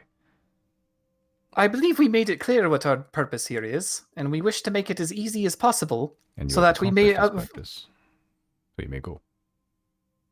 Well, that purpose is not accomplished. If there is anyone in the city, our entry is not required, but if there is anyone in the city who has more intimate knowledge of the mountain range, we would wish to speak with them. Make a one final persuasion check, Riley. This is going to be shit, isn't it? It's alright.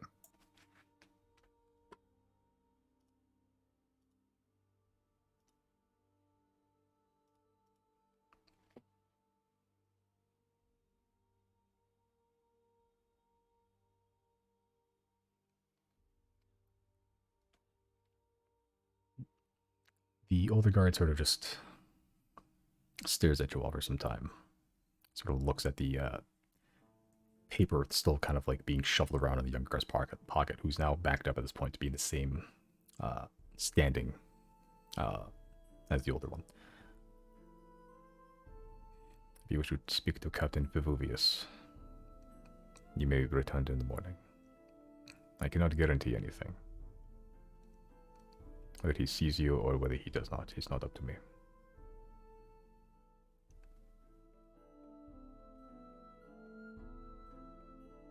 It's a start. Yeah, it's good enough for me.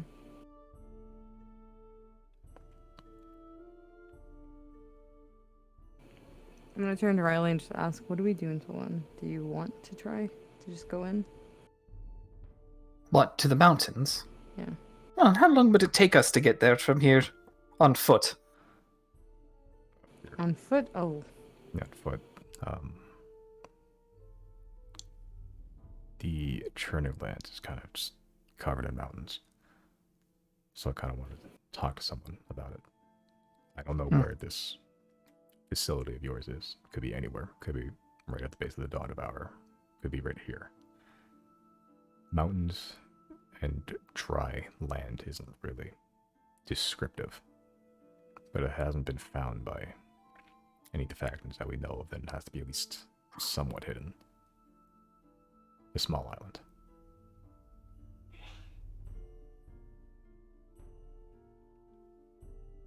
island. Then should we stake out? Wait for the morning? See if we get our audience with the captain? We can get to the closest mountains in a couple of hours on foot, depending what the weather holds. Want to All right. try it out. Then let's investigate the base. It's a bit of a time. It's something so that we're not idling.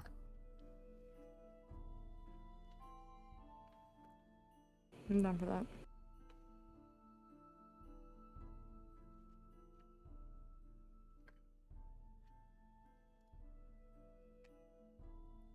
As you just, Merrick sort of walks away, just kind of like, hiding his face a little bit.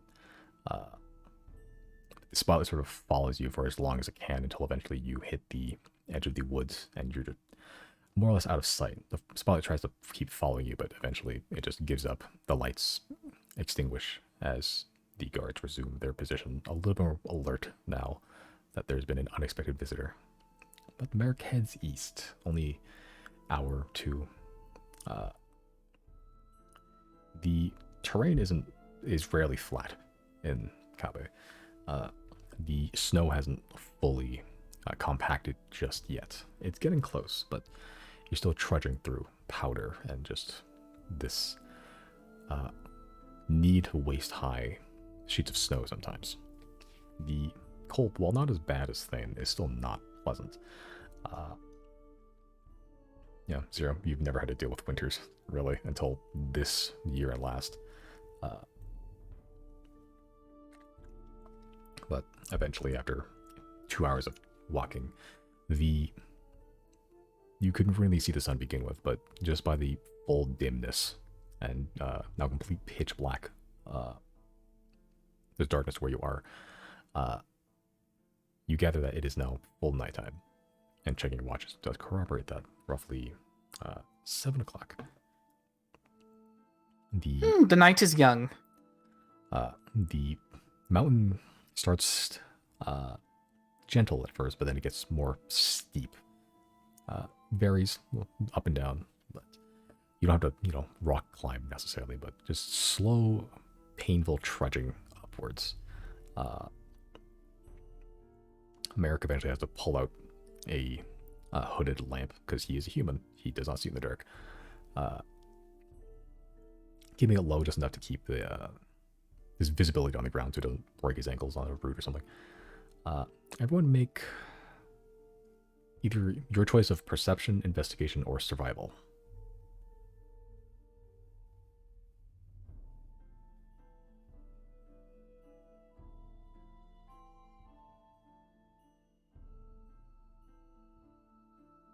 Okay.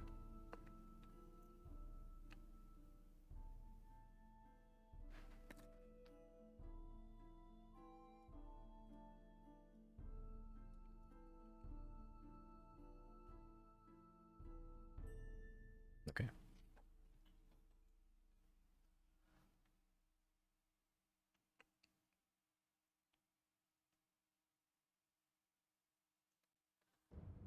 Just walking through. These are just random mountains you're going through, and they're pretty close by the city too. Walking through, trying to look for anything suspicious, any sign of this facility. So you're looking for bluish, black metal, crashed ships, maybe. It's hard to tell. You were given a great description. You were given a vague location, and walking through, you don't see anything of the sort, especially with the snow now covering what may have been signs, evidence. Yeah, you don't really spot any animals. You don't hear anything. It is a fairly quiet day in the mountains. Some sparse trees. Don't see any moonlight, not through the clouds at least. Though you can see the dim glow, sort of just illuminating one little patch of it in the sky. Brought comfort before, maybe. Now it's just a little weird to think about the moon.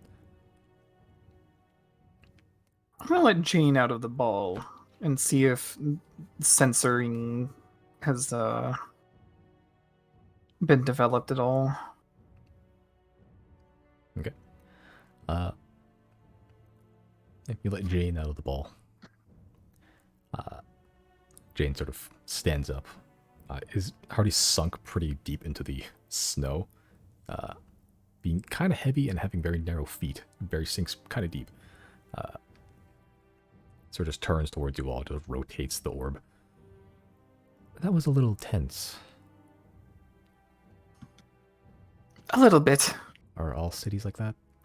No. Just this one.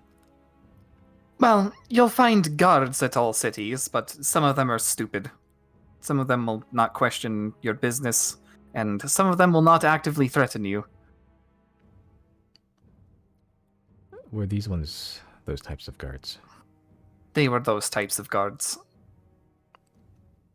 Merrick sort of turns with you. Careful, not stupid. Oh, no. What I meant was, I thought what Jane was asking was those type as in, like, aggressive and will attack you. No, he was asking if those guards you're talking to were those types of guards. They're the type that are, hostile.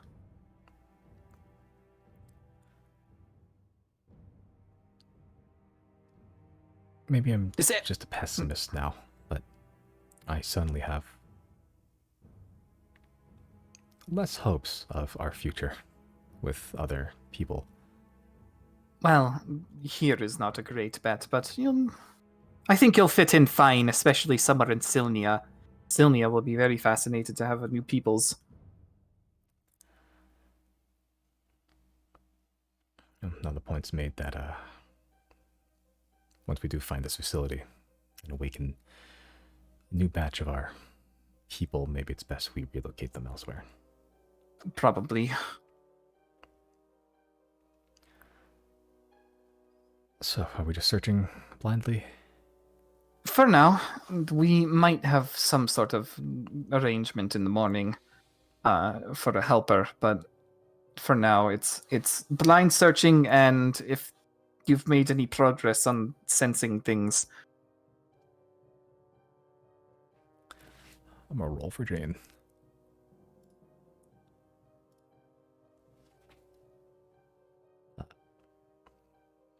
The lenses sort of dim for a second, just a couple seconds, and then come back on. I'm sorry, I tried to find some connection, anything. Theoretically, I should be able to sense other units like me, but I don't really feel anything around here. Maybe they're all shut down? Maybe.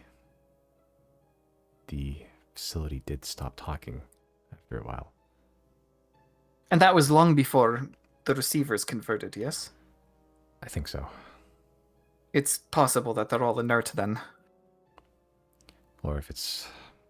this place is as volatile and dangerous as it seems, maybe they've already been destroyed. It's worth checking. It is. Thank you for doing this anyway. Even if we do find them and it's not pleasant, it'll be good to just know. It's closure, indeed. If I can help, just let me know. Yeah, I mean, just keep an eye out for signs, telltales. I do only have one eye, technically.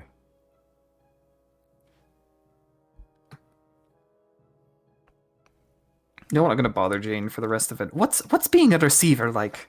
How do you guys see? Do you guys hear and speak? I've only really been awake for a couple weeks. I don't know. I don't really have any other basis of how this works. How do you speak? I mean, you There's just, it just does happens. Bradley know like basic biology? Basic maybe, yeah. Well, there's these things in the back of our throats that have different types of like air that they can, or different like frequencies they can reach with manipulation of air. So that's how we speak. The air goes through the wind manipulators, and then we shape that with the combination of moving those independently and also directing airflow with how our mouths move. Well, all sound at the end of the day is just kind of vibrations. So we speak by just rubbing some kind of, I guess, inert parts otherwise that would have been used and creating vibrations. Kind of like a cricket, I guess. So there's like an implication that the receivers speak robotics, kind of have a robotic sounding filter over them, right? Yes. Yeah. They don't sound great. You can make out words. They're a lot better sounding than they are now. But there is Right. this sort of still like grating roboticness to it. Right. I just wish I had a filter to do it, but I don't.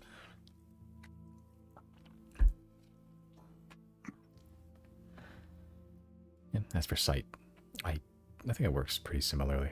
Just light sensors. It'll take some time for us to really figure all this out. we have some information, just stuff we've collected, or what 1413's collected. Still parsing, still processing. And again, we haven't really found our place in the world yet. Well, if you have questions, well, I'm sure you will have questions. If you got any more, lay them on me. I'm sure we'll have many inquiries that we'll need answered.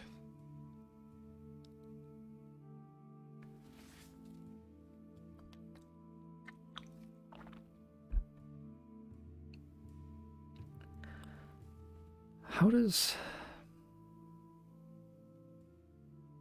We're still new to this feeling thing, emotions especially. We could understand information. We could really understand information, but I don't know, it feels like you and I aren't really the same. I don't know if we feel the same. I don't think I feel the same as other receivers now. What is feeling like?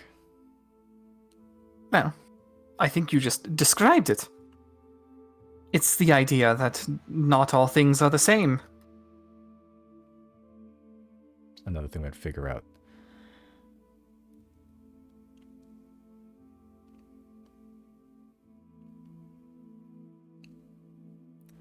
Simply, feeling is a sensation. It is one's perception.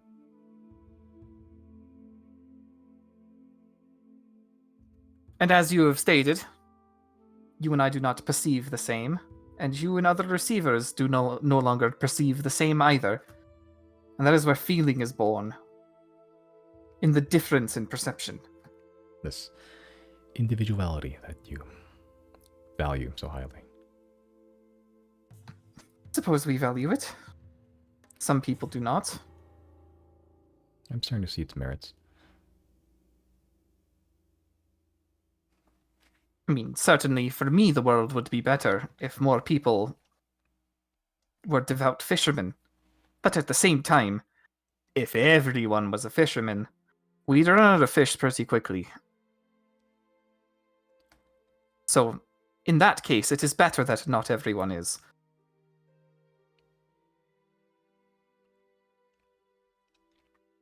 Valuing the differences. I never thought of it that way.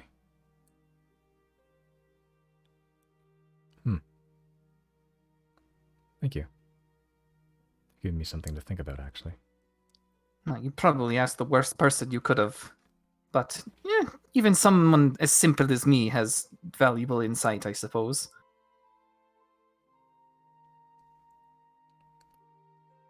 Jane sort of turns towards the rest of you, the blue light kind of shining bright in your eyes in the darkness. Any other sage advice?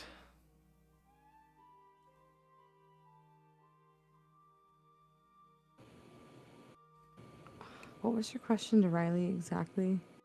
What is feeling like?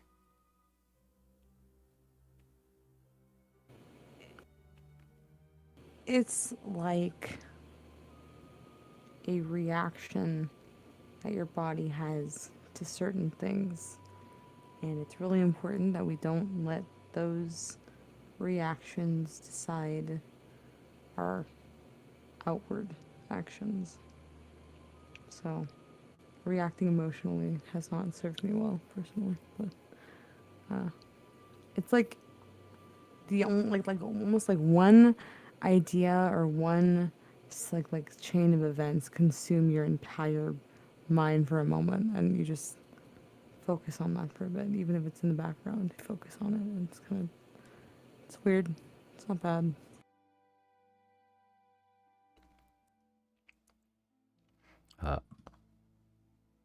Zero, make an insight check. I'm not good at those. Oh wait, I have the fucking thing. The test me, Bender. Yeah. And like it's you can use it if you want to. It's on the verge of expiring, I think. How does it work again? I get to. You just re-roll once, and you can choose from any of the rolls. It's basically like another advantage, or like a luck point. So do you want me to roll inside again, or like roll a d20? Just roll it inside again, then we'll take the first number if it's higher. Okay. Yeah, as you sort of dial in, and at first you didn't really notice anything, but then it's almost like a memory just got wiped, and suddenly you're laser focused on Merrick. What you said about being focused solely on like an emotionally driven decision and just sort of lingering in the background seems to have stirred up something in Merrick. Just like he went from like scouting and actually trying to help to just like listening in on the conversation and just finding something in your words. Damn, he just liked me for real. Sorry. Us when we casually forget that he's got a fucking revenge god. Yeah. As you say these, Jane, not really noticing anything about Merrick at this point, sort of goes back. Well, if it's not a good thing to have emotionally driven decisions, wouldn't it be more efficient or maybe effective to just not have emotions?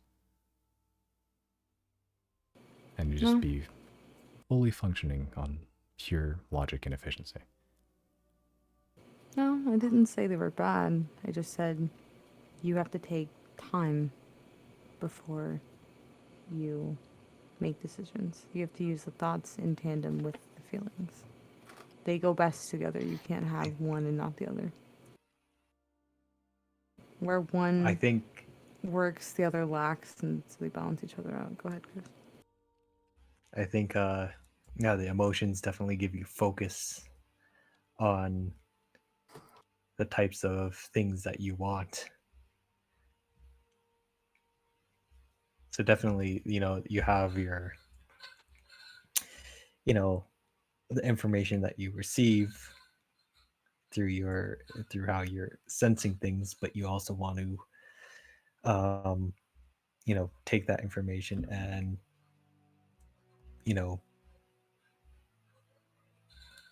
and kind of, see how to move forward as you go try and achieve your goals and that sort of thing. So do you have any particular goals? Anything that you want?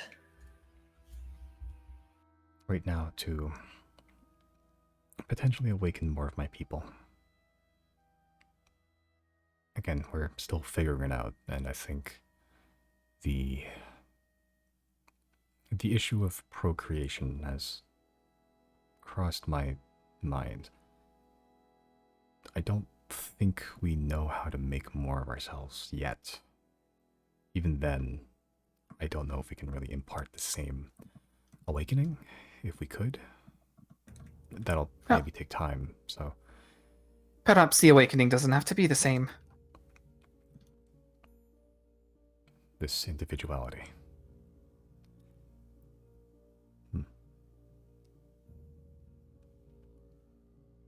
I only ask these things about feeling because, again, life is very new to me and to every one of us, I think. So the concept of death, permanent death, is, I guess, a very real thing now. I mean, if the body, these bodies, get destroyed, it'll be fine as long as the sphere is intact. But I think I'm scared of dying. We're all a little bit scared of dying. And for us, with fleshy bits, it's actually an inevitability. In some 400, 500 years, I will cease to be... Well, assuming I don't meet my untimely demise, but some other force. Like an invading alien, perhaps. Yeah, and some of us see it much faster.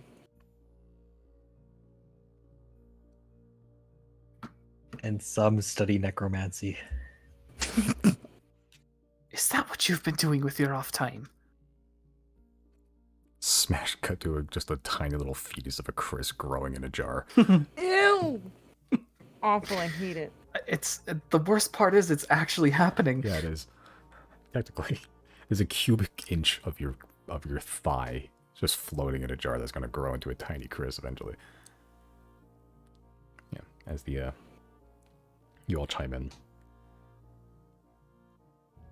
I guess that's another concern. Not to take too much time from the scouting and making too much noise, but I mean, I don't know if we have a natural lifespan yet.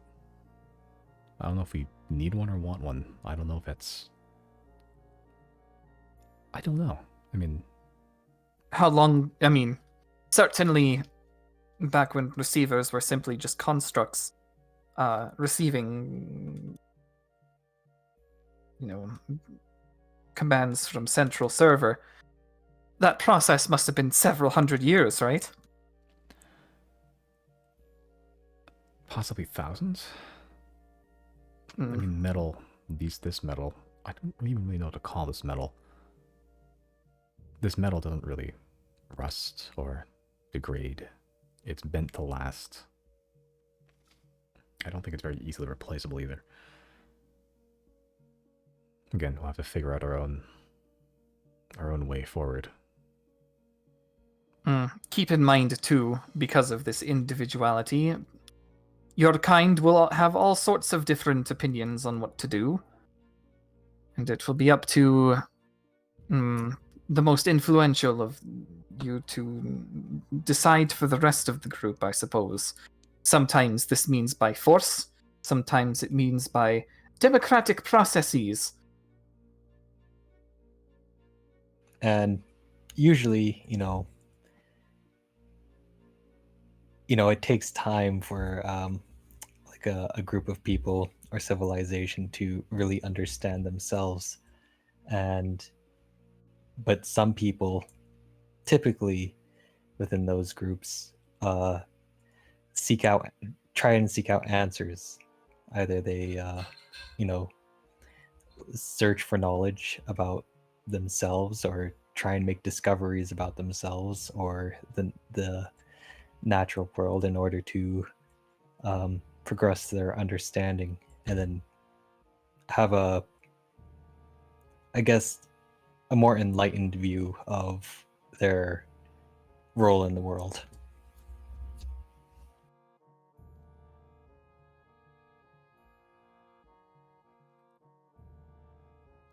And again, I think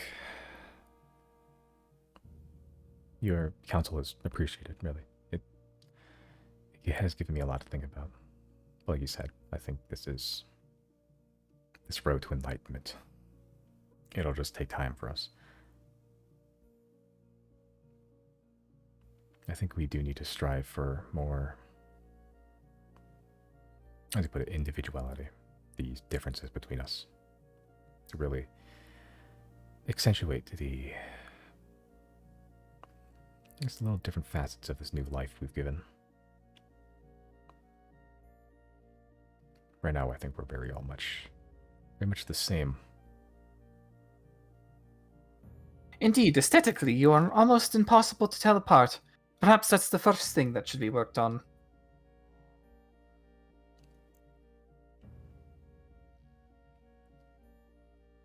Final question, and I want full honesty from all of you.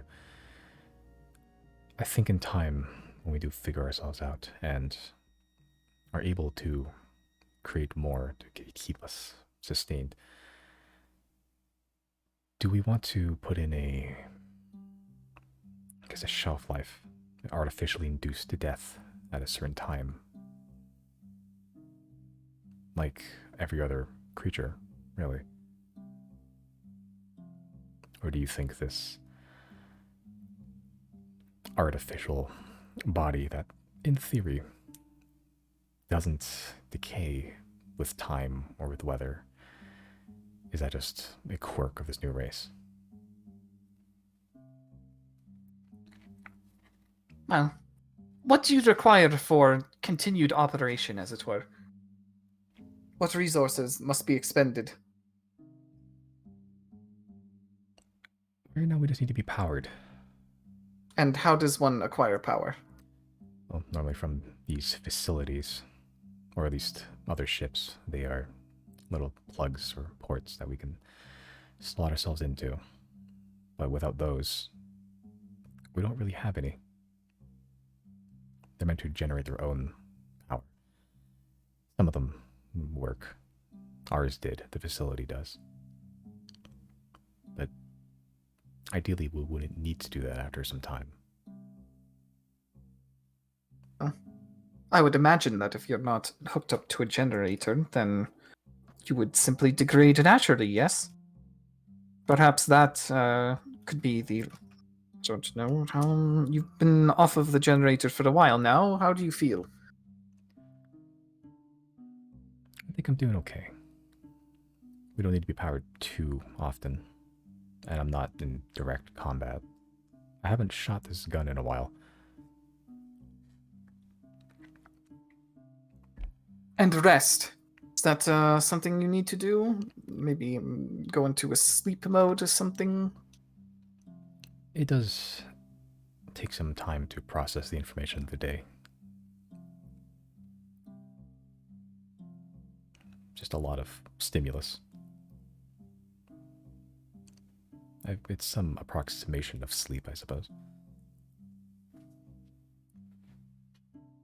Approximately how many sleep cycles do you think you would need before requiring more power? Assuming I'm going at the same rate, not really firing or doing anything energy intensive, I should be good for, well, maybe a couple years. Oh, a couple years is a little bit short for something considering itself a person. The average lifespan, I suppose, between the races here is something like 200 to 300 years. So you're saying we would need to either find a way to prolong our life, or at least have a means of extending our range of powering ourselves. Well, you could take it as that, or you could just recharge until around 200 to 300 years have passed, and then, as you said, artificially end your lifespan. Or maybe this sort of long lifespan that you may have may be useful, maybe not on this world, but perhaps traveling and visiting other worlds. It's true, we speak only in the context of what we understand on Hydegrey. But there are many other places out there. Wonder if that'll The be our receivers don't have to stay here.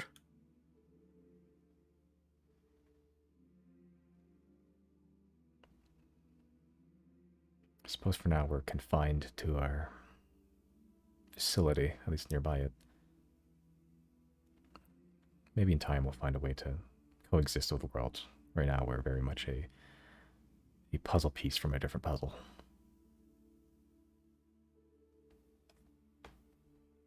I don't think the rules of this world and ours really blend well right now.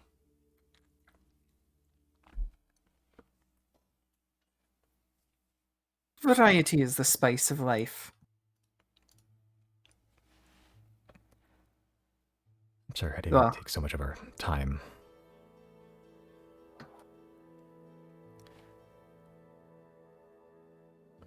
Yeah, as you just You don't been, need to apologize. yeah, just slowly, just kind of trudging through the snow. At this point, pretty much most of you have not actually been looking for things, just both conversing with Jane. Even Merrick has just kind of keen listening in. Maybe the only one that's actually been looking is Gary. And even then, he doesn't really know what he's looking for. He hasn't been here. He hasn't seen what you're like what you're looking for. You haven't seen what you're looking for. Just a vague description, really. Yeah, but just continuing on for the next couple of hours, you don't really find anything. You did have a poignant conversation with Jane, who has learned a couple things about life, living, just what their place in the world may be, and what the future may require of them.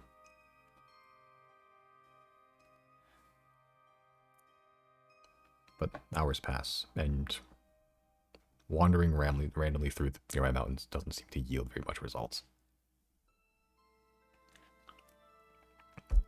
It is a little past midnight. Not that it really makes much of a difference at the current darkness you're in.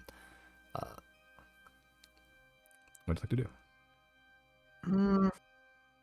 Morning will be upon us in a few hours, so I say we go back and set up camp, and then wait and see if we can get an audience.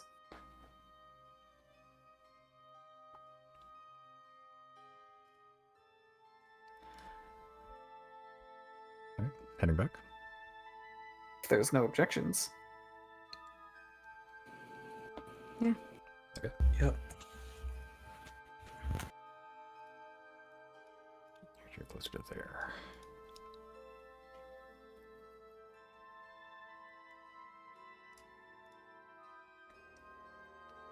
Yeah, could you head back and just set? Are you heading back to the dragon, or just setting up camp nearby? Setting up camp nearby the city. Okay. Yeah, probably not like right outside their doorstep, but like No. close enough that this maybe with an eye shot. Well, no, probably closer to like a forest that we disappeared into. Okay. Yeah, right. Close walk then. Yeah. Yeah, you sort of set up camp, start a fire. No issue with the amount of wood. It's a little bit wet. Have to find some dry tinder, but most of you have survival kits at this point, or something to survive in the wild, tinder boxes and such. Starting a fire is not an issue. Jane offers to shoot it to light it, but you have your means. Yeah. Any actions, conversations to have for the remainder of the night till the morning? I want to go check on Puck. Fuck. Is it, wait, what time is it? It's like the middle of the night, right? It's like 2 o'clock. Yeah, fine, never mind.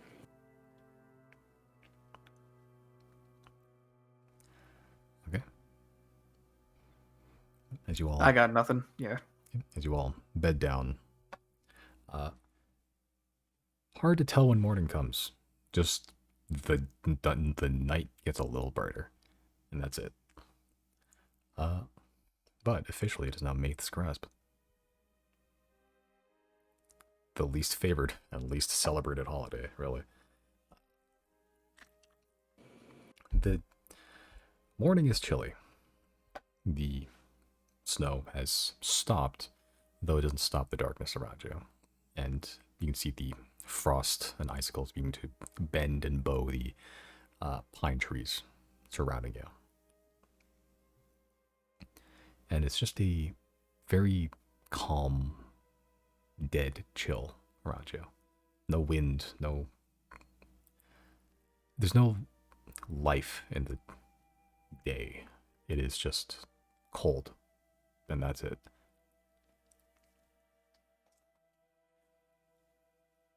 Is there a creek nearby? A couple. They're all frozen over at this point, but Riley can do some ice smash. okay. Yeah, you can find some. They're not huge, but a creek. Any fish in them? Make a fishing check. Do. Fishing check. Oh, there's fish in there. Okay. Right. You catch a good number of fish, actually. Some of them, they seem to be like they're on their seasonal spawning, rushing either upwards or downstream. The last fish you catch, a little strange. It's a pretty big fish. Looks to be some sort of like very large river fish. You're not sure of the species, but probably about 2.5 feet in length. It's a big boy you pulled out of here. And it fights you for quite some time. When you pull it out, it's dead. Looks like it's been sort of gutted and bled. I was hoping I would be able to speak to you, mate. But it seems you've gone ahead and grabbed your sacrifice already.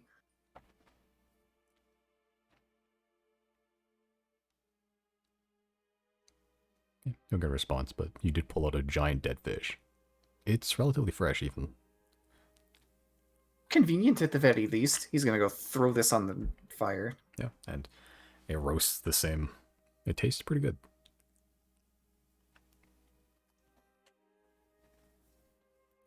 Alright. How many fish can I add to my inventory?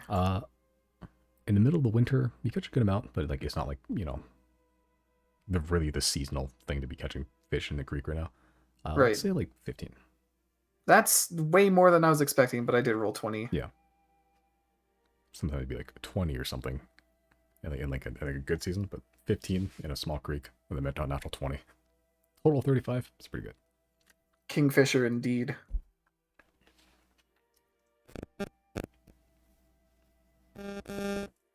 Uh-oh.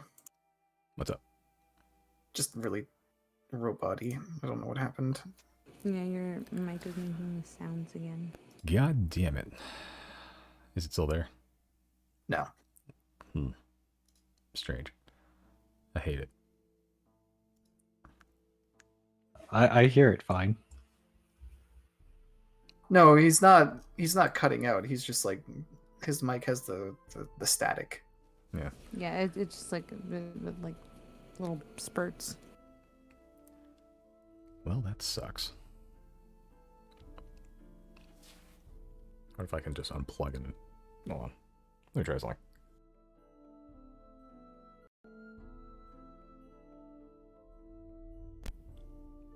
How am I now? Well, maybe. I guess if I was fine, he wouldn't know, but like maybe it'll fix it. Yeah, maybe. I mean, I don't think it's an issue like with your connection or anything like that. It's like It's just static for some reason. Mic feedback. Like, did you just get a text message or something? Maybe like I noticed that would happen like at school before with the speakers for some reason. Whenever I'd get a text message, I'd hear like that little static sound. I don't think so. I know what it could be. I don't hear it constantly, but I only hear it like once a while. Yeah, I have my tablet here, but it's not. It's just sitting on a screen. Like right now, it's fine. I doubt there's that much like electrical interference between a tablet and a pair of headphones. Yeah, I did have my phone next Yeah. to it, but yeah, I didn't get any text or anything. Maybe I got some alerts. I don't know. Actually, wait, Also- headphones would have nothing to do with it. You use a USB mic, right? Yeah. Yeah, so I don't know what the fuck. And I'm pretty sure we have the same one. And my shit don't do that, so I don't know. Yeah, it's not constant anyway, but yeah. Yeah. Oh. If it's not here right now, then woo. Yeah, we're good. Yeah, but the dim morning greets you. Maith's grasp. Who wants to kill something today? Already covered. All right. Is Yeah. there a muskrat? Oh my god. Make a investigation check. Yeah, dude, I'm rolling for muskrat check.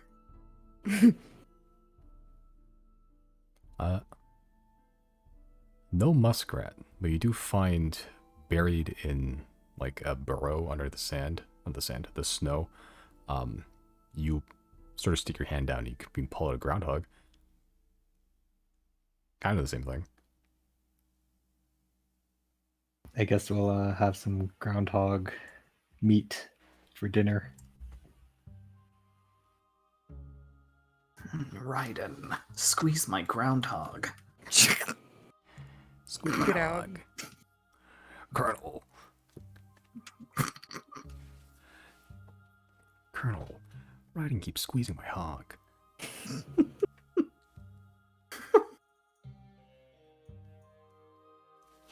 Oh god. Anyway.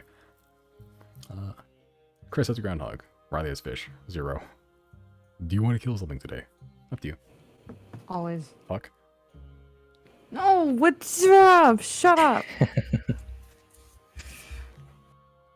The closer you are to it, the greater the offering. No.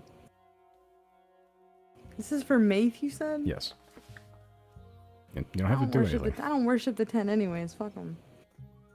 Sure. You don't If have to. anything, I'm gonna create life today. I'm gonna go plant some flowers. In the winter? Fuck it, undead's your life.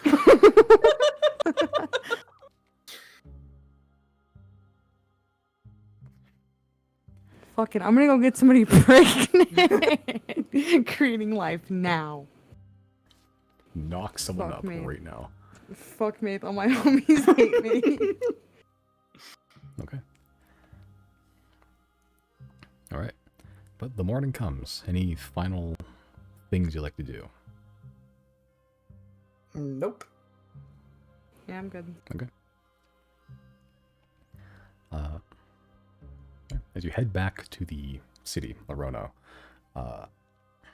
you can find the guards.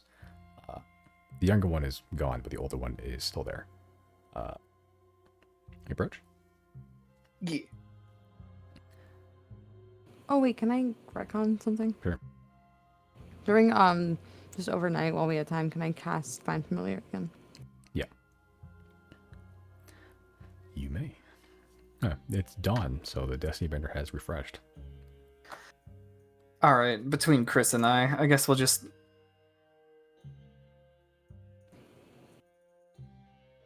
There's no way you can beat an 8. It's symmetrical. It's a lucky number +1. Oh my god! That's 2. That's 2 for Destiny Benders. Bro, I'm after destined 20s. to lose. With hesitance, you hand Chris the Destiny Bender. Chris, you feel like you could do anything. Like anything.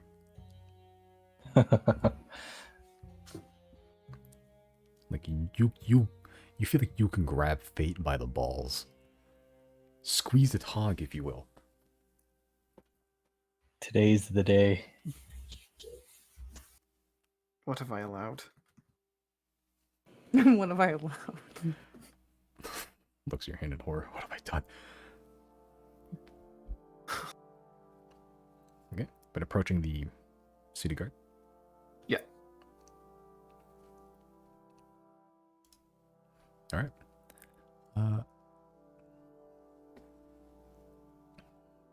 Cool. As you approach, the older guard sort of walks up to meet you. To be honest, I wasn't expecting if you would return. Well, I mean, there's not much else to see here besides the city and the mountains. Fair enough. Captain Vivuvius has agreed to meet you here. You will not enter the city, you will come out here. Alright. These conditions are fine.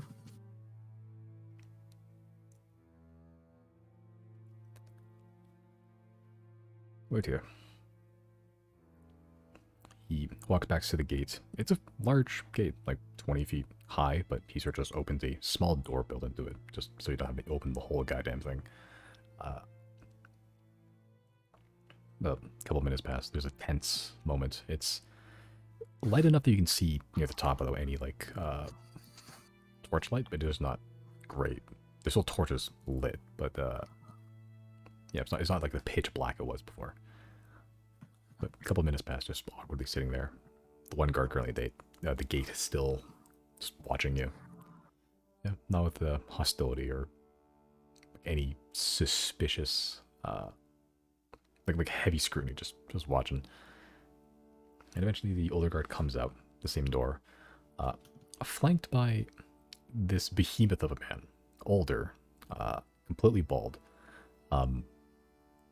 You can see he has a large scar that like hits the left nostril, goes down straight through the lip and down across the chin. You can see there's a small hole in his nose where that scar is, just cleaved off a piece of it, and just not an open, exposed flap to like one part of his nostril. They're like ruddy, kind of sallow skin.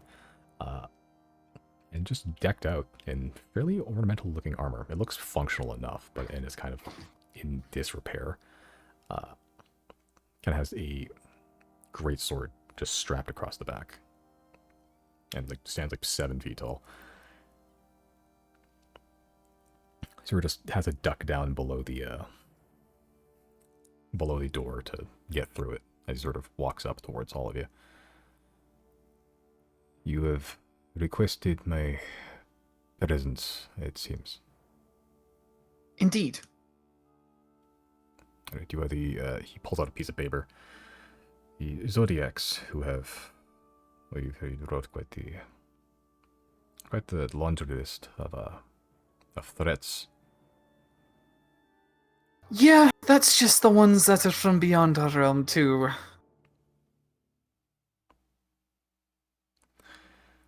And so what do you need me for? We're trying to expedite the process of finding a facility in the mountain range.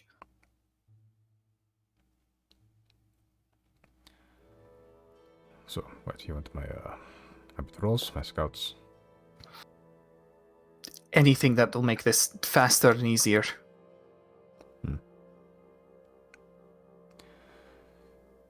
Why? You trying to stop this? Is he asking that we're trying to stop the invasion? Yes. I mean, preferably. This is, really serious stuff. I know that the warriors of Calbay would relish the challenge, and trust it will come to your doorstep regardless. We are trying to ensure that the realm survives.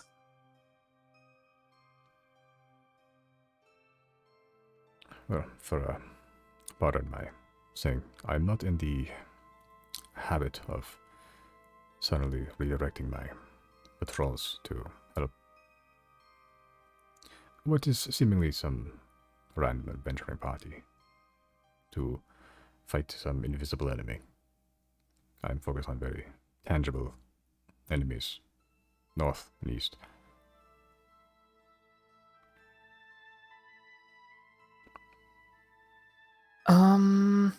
Well, what exactly would have you give up such resources? A promise of power? A promise of information? I mean, we've already given out information. You have, and I have no reason to believe it. What I need is a... Well, first, I don't know you. I don't know any of you. Merrick is fully turned away, like, just back Yeah. towards him. Yeah. Vivuvia sort of looks at Merrick for some time. You, turn around. You can see Merrick sort of, like, cringe a little bit. I'm not gonna do anything, but like we don't have like a fucking like a traveling order here, like entry order, but like is Merrick standing behind us, in front of us? He's taking the back line in this one. Yeah. The moment that he said Vivuvius is coming out, he backed up, like, heavily. Okay, when this dude tries to start speaking to Merrick, I'm gonna like step forward a pace or two and just kind of step in the way of like I'm obviously can't just hide Merrick, but I want to make an effort of just like stepping forward and like blocking his view of Merrick for a moment.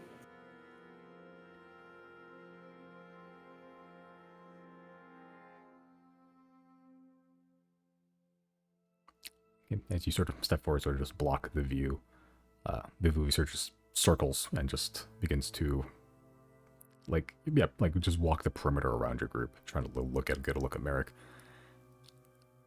And he just sort of rotates in response.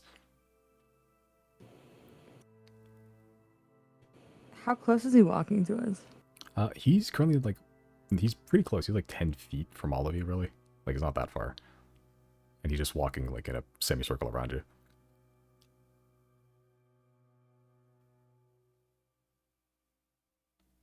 Indeed. As you say, pretty much nothing changes for Calbe in general, should what we say be true or not true, as a warrior nation, the lot of you are going to fight and defend regardless. Just make a persuasion check just to see if you can grab his attention. Persuasion. Okay. As you begin speaking, his gazer rests on you, and he stands head over shoulders, pretty much all of you. This behemoth of a man. He stops his perimeter walk. Well, what I need is I guarantee your threats are a bigger deal than the ones that we've been fighting for decades, centuries even.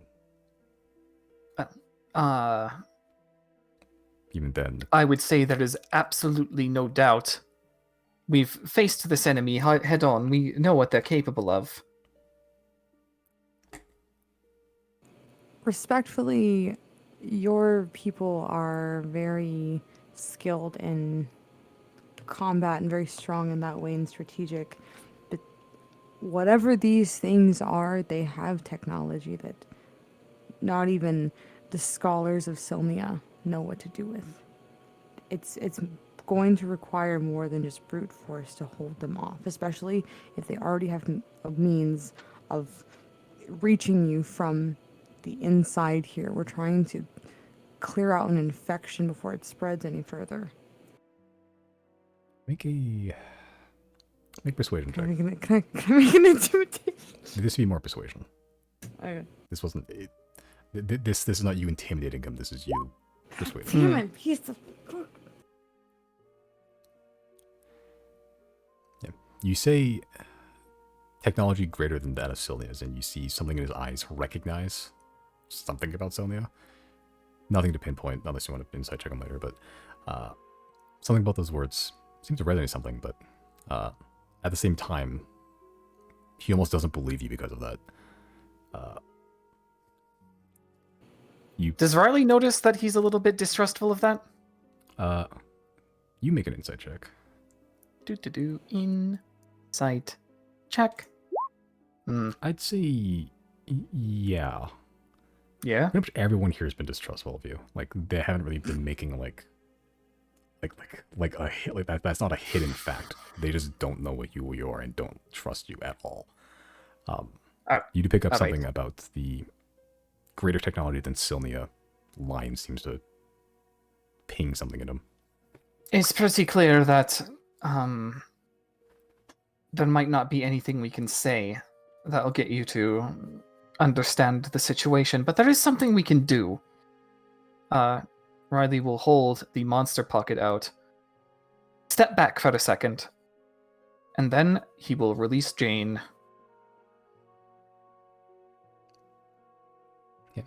You release Jane as this narrow-footed, gun-handed, tendril-armed construct with a orb sort of mounted in the center of its torso/shoulder appears, made of this strange, very smooth blue-black metal and a impossibly complex glowing blue lens with a light in it. Just appears. And it could have been like a very complicated golem. The guards that are at the gate, even the older ones, sort of just taken aback a little bit at this strange sight. Jane sort of stands still for a second, and they almost seem like think it's just a statue, like a trick, but then Jane starts to move and speak. Hello, I am Jane. I've been... Sort of looks towards you all. I don't... Goes back. I've been newly awakened. I'm no... Stage fright. I'm no threat. I promise. I believe we talked about a facility filled with constructs in the mountain. This one is from a facility, a very similar one, that was stationed in Thane. These constructs were made to report back to the enemy. We through complicated measures, have imparted upon them souls of people, and they now are trying to figure out how to integrate. Essentially, we are attempting to do the same with the soulless constructs that exist in this land. Because right now, they work for the enemy, but we can make them not do that.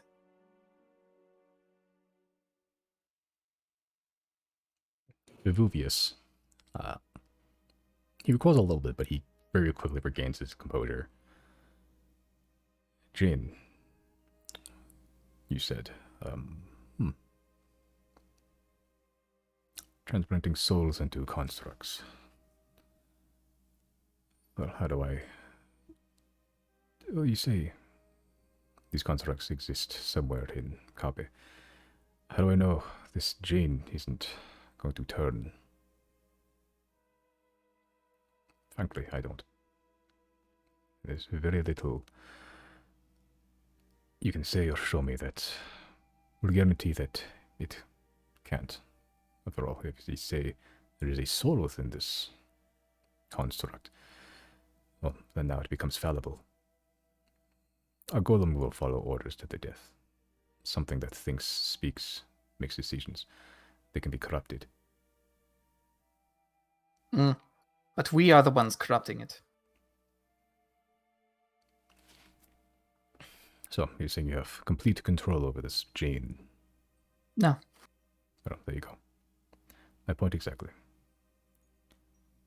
Yes, you could say they become allies. Like you said, they could also become enemies.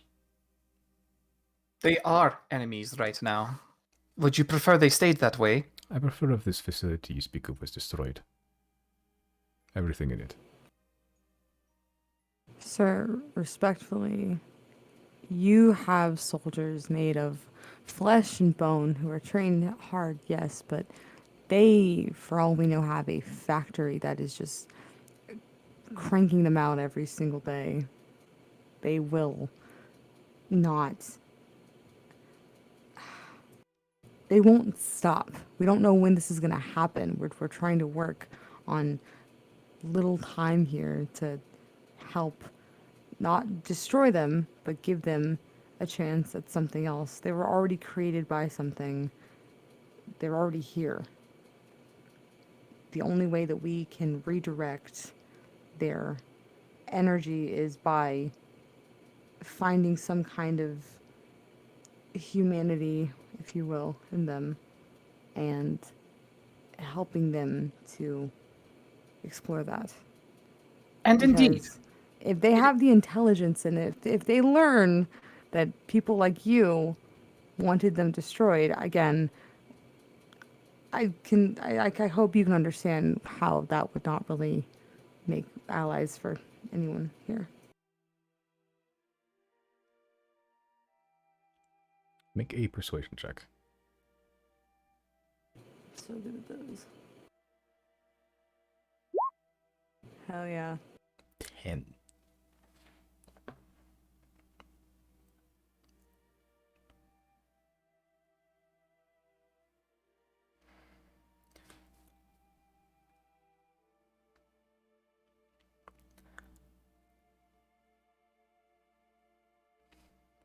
I have seen the dangers of technology. I felt it. He sort of uses the left hand to sort of just like glide across the scar across his face. I know the future it can bring well. Do not speak to me of appealing to a humanity. Machines are machines. Factories are factories. And if one exists on Kabe, then yes. I believe you now. Maybe it exists on Kabe. My point still stands. If it is a factory, it should be destroyed. Nothing in it to be taken or abused or studied. Destroyed, all of it. Jane, how do you feel about that?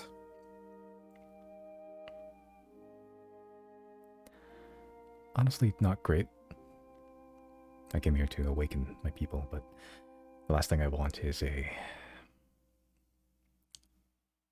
Oh, witch hunt, I think is the term. I think it depends on the state of this facility.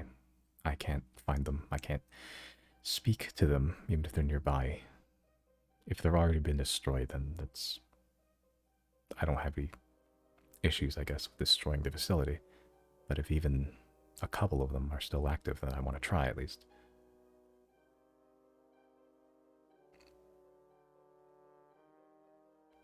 Would you not think the same of your own people, Captain?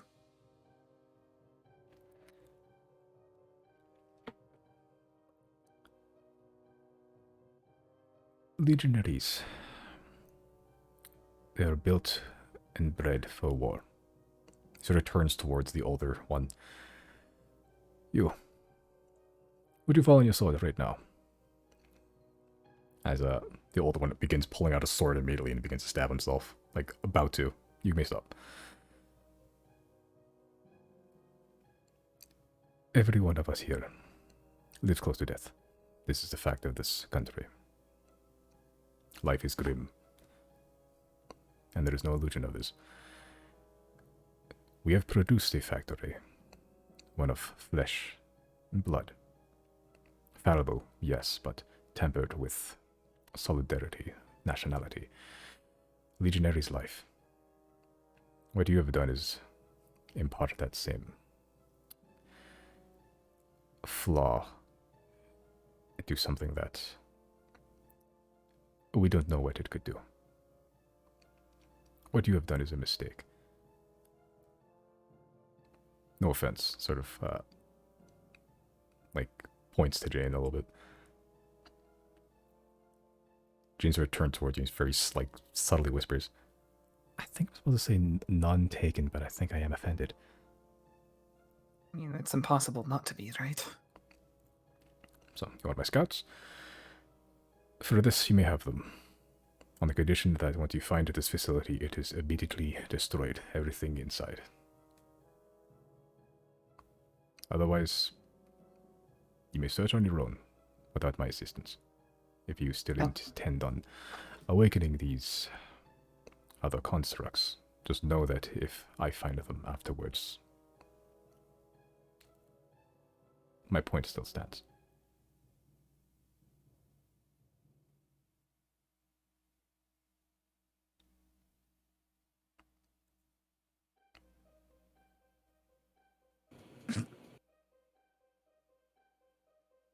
Hmm.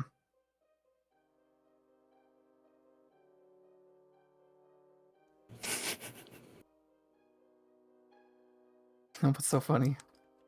Sir, have you ever heard of anything called Froco's Basilisk here? This is very, it's very silly of him, I don't know. I mean, he's absolutely being a hypocrite right now. He's like, we can't let the machines have rights. Look what happens when we turn humans into machines. Literally. I'm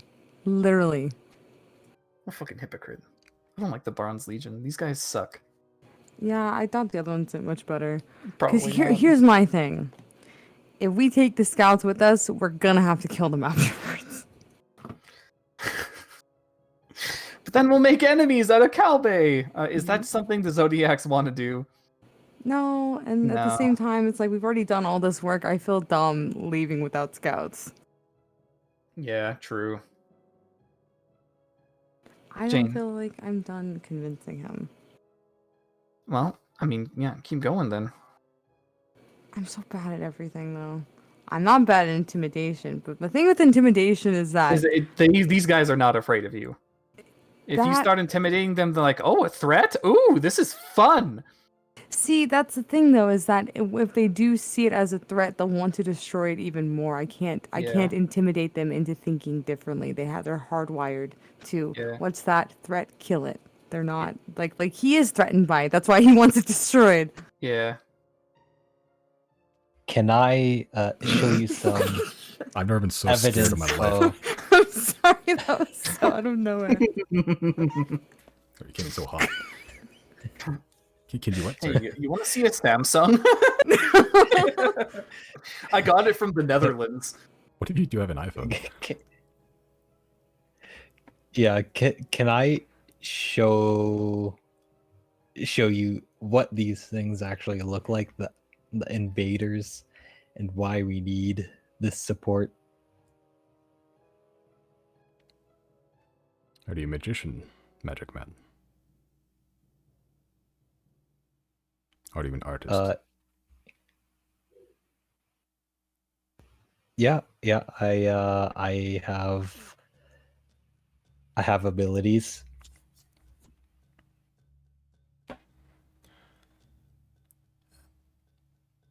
Very well.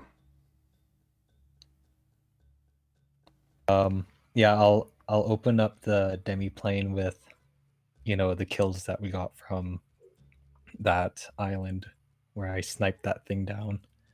You stuff them all in a demiplane. Yeah. Jesus, it's grim. Been sitting there festering for like a year.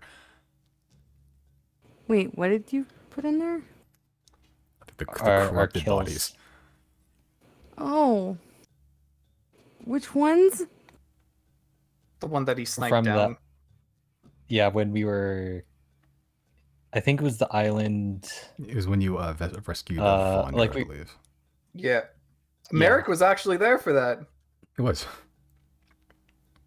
Jesus Yeah, Christ. yeah. It's when you went to rescue Vondra. She happened to land on a island with a corruption on it, I believe. And yeah, one of them was trying to flee, and Chris spent like 7 rounds reloading and sniping it out of the air. It was like 1,000 miles away. The haste gun wizard.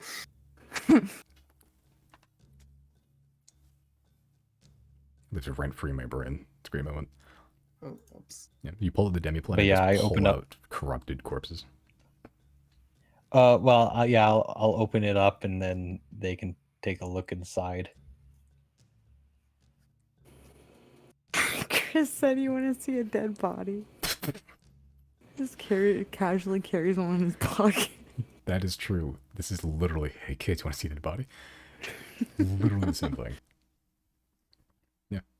As you open up this square demiplane, just this shimmering hole in the ground magically summoned by your local conjuration wizard, $9.95 an hour. Cheap. Yeah, you summon it at the feet of Vivuvius. He sort of just looks in. The other 2 guards begin to approach as well and just look in and just see this. At this point, it's a little stinky because it's been there for a year, but the crystals still remain. The flesh still kind of is slying off a lot of the bodies now, but the black glass growing out of them remains. Creating this almost like, you ever seen like molten aluminum being poured into like an anthill and they pull it out and it's just like, Yeah. it's almost the outlines of the body, like as a memory of what it used to look like, permanently embedded in black glass. Not fully skeletonized yet, but like it's getting to that process where the flesh is beginning to fall away and just revealing the glass infection that permeates not only through meat and skin, but through bone and possibly mind. Just looking in at just this mess of bodies. Kind of hard to tell what's what, to be honest. It kind of looks like a mess of black glass in there.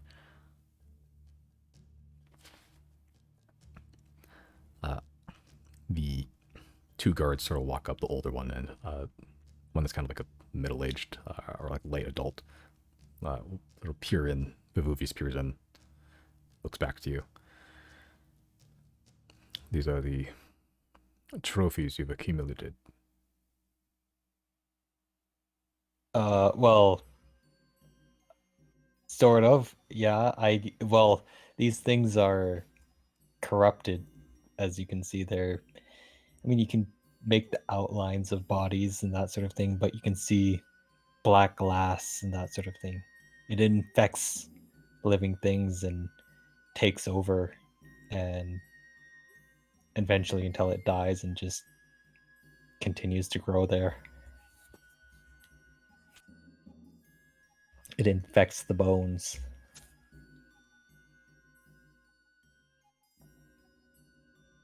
Is it transmissible through air injury? Yes. If you touch it. First it begins to itch, and then your bones begin to solidify. Thankfully, greater restoration, well, a few bouts of greater restoration can take care of it. But of course, that is high-level magic.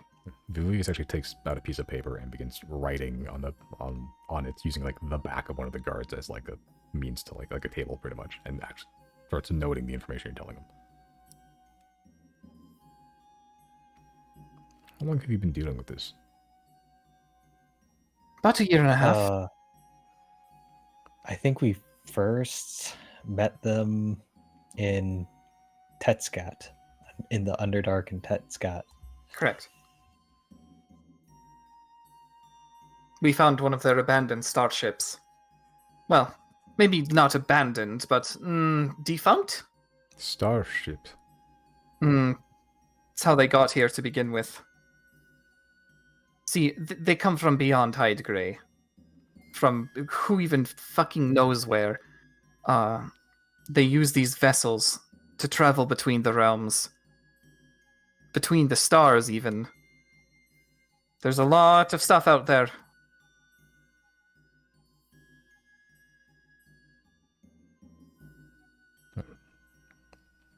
I see all this as a means to destroy. Or even more of a reason to destroy. Everything Indeed. about it. Indeed. Including your For the... facility. As you said, it came from outside this world. There are those that would abuse this knowledge. With almost 100% certainty, they would abuse it. Sir, I need you to understand that these things are very complex. We don't know how far these invaders have gone to establish these places to create more. You and Calby, or anyone here, and even anyone from the mainland, no one is going to destroy all of them. They're always going to be a tool that's available to the enemy. Giving them a chance at life and choice and free will allows us to utilize them as a tool if need be, because they would be very helpful, but they won't be available to the enemy anymore. And it's this consciousness spreads. It's easier than we expected to get them to a place where they're no longer a threat. But it's impossible to destroy all of them. I mean, think about it this way, too. If you were given the option to take yourself out of this endless three-way war between the factions of Calbay, if you were even just given the choice, would you not appreciate having that freedom?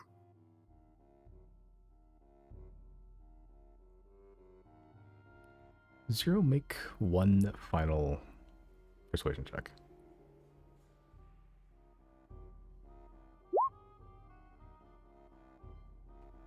Okay.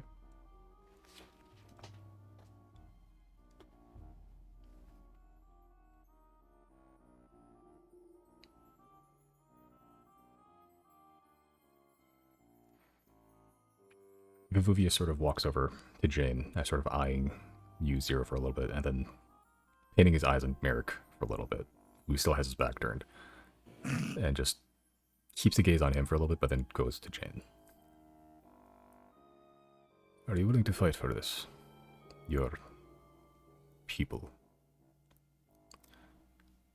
She sort of looks up at this behemoth of a man, like almost 45-degree angle, like rotation to look up. Sort of just goes, we've already promised as such. We made a pinky promise.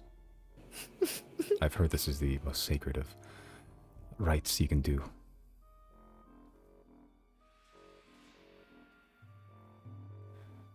Vivuvius begins to just chuckle a little bit. And just, with kind of a smirk on his face, looks back towards the rest of you and just almost like hand waves to Jane and walking back to the city.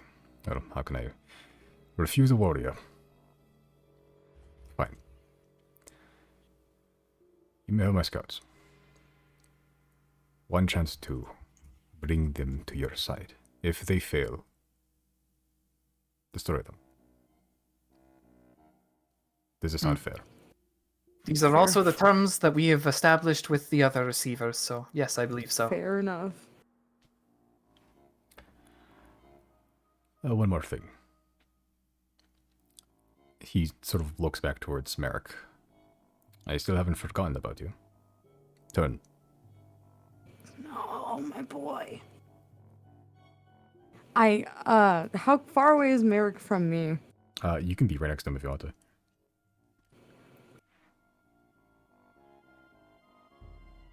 I want to be right next to him, and I want to put a hand up, and I want to cast invisibility on Merrick.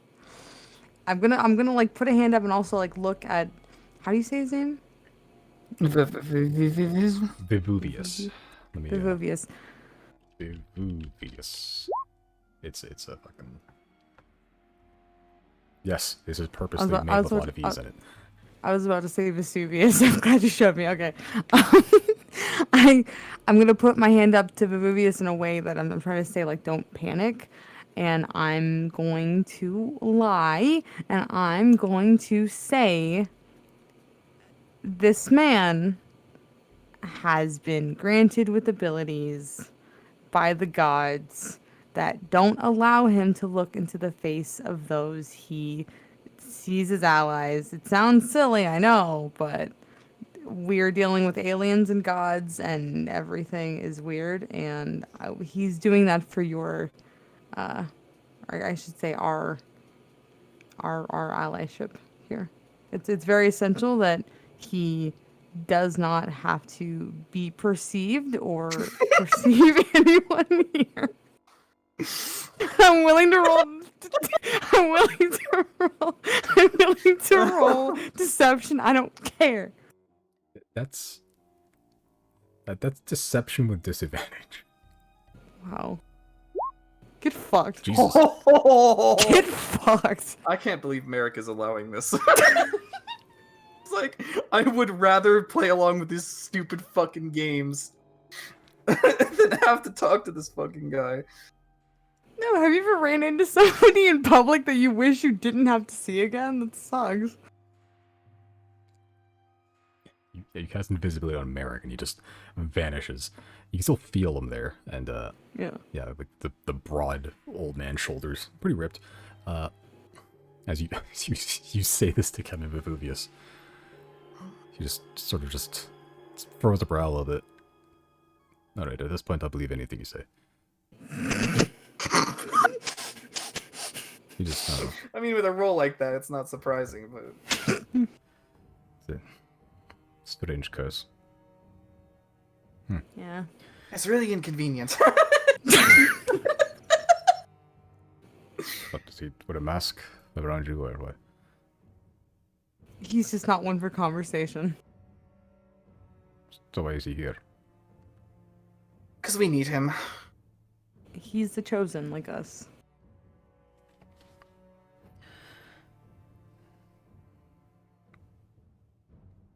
I think you're already possibly the strangest bunch of mercenaries I've seen. Yeah, we get that a lot. Just look like someone I know.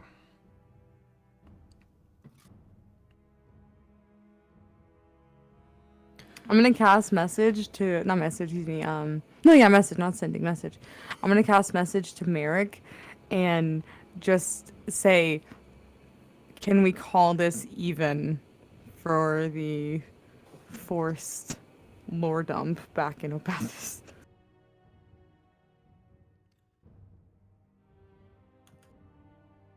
You hear back in your head. I was kind of already past that, but sure.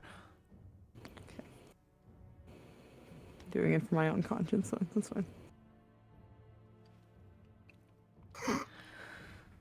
So, when are you, departing? Immediately? Well, Immediately. yeah, we've got a time limit of whenever the next eclipse is, so... We still don't even really know what's gonna happen, just that something is.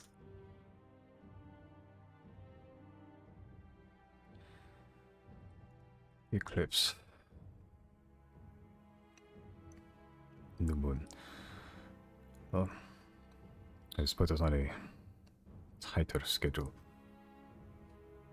For now, I'll consider this a local problem, and if it becomes worse, I may have to speak with the legate, who then may have to speak with the Imperator. That will not be fun. So let's not let it get to that level, eh? We're trying our best out here. We're just a ragtag bunch of misfits trying to save the world. We got every power in the fucking realm being like, no, we don't believe you! So we're happy that you at least do kind of. This is just a personal gripe. You mentioned Cilia a lot. What is your relation? We were part of the Gatherers Guild for a second, and then we kind of pissed them off. Pissed them off out. Sylnia likes to be ahead of the game, and they like to have information and insight that other nations do not have, and we would not provide them with that information, as in the technology that we have found through these invaders. You're just not. That and the fact that we made an enemy out of the Arbiter, so everyone else is not really fucking with us either. I have no love for the mainland or what's up north. You're better off. Cilia is, let's call it a snake. They're not to be trusted. That's my point. I'm gonna send it just as a strong glare in Grace's direction. I know they may, these days, they may seem like a wonderland of grievances forgiven and progress. Asking about the blood they had to spill to get there.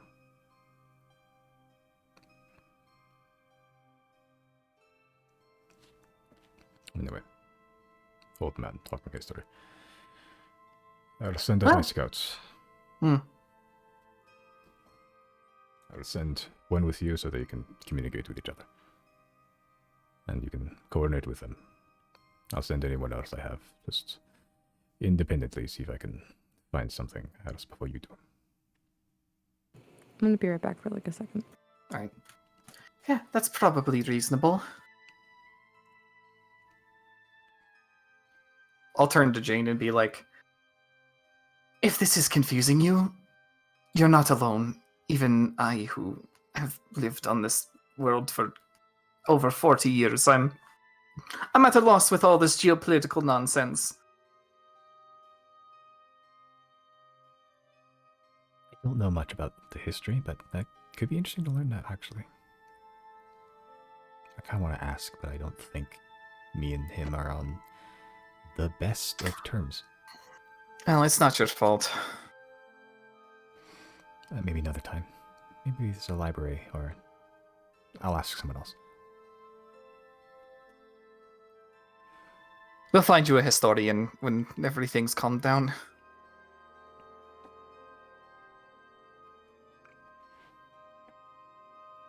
Yeah, Viv sort of walks up towards you, taking another glance into the pit of like black glass and bodies. Just walking past it and not seeing Merrick anymore. Walks up towards you, Riley, and just holds out a hand. Ah, so these customs are universal. He'll shake. Yeah, I'm only human. I'm only an elf.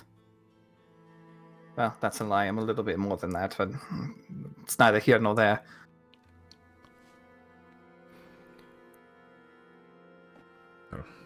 Immediately, I will send out my scouts. sort of personality do you like?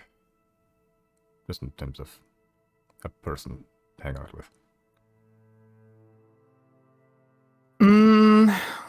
Well, we do have a little bit of a void. We lost a friend recently who was very talkative and liked to befriend everyone.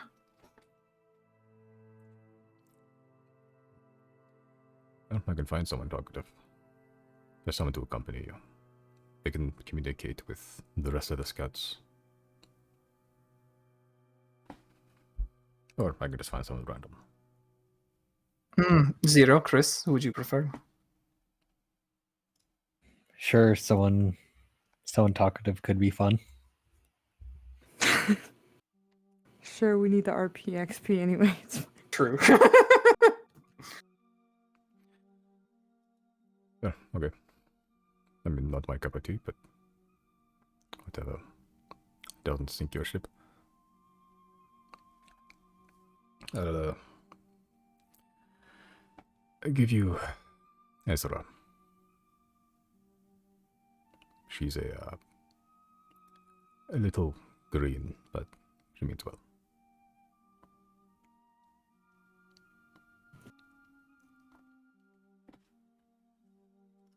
He sort of walks back towards the city, just wordlessly, and then a minute passes. Eventually, a couple of people, just not dressed as heavily in metal armor, just a couple bracers and more dressed for outdoors wear.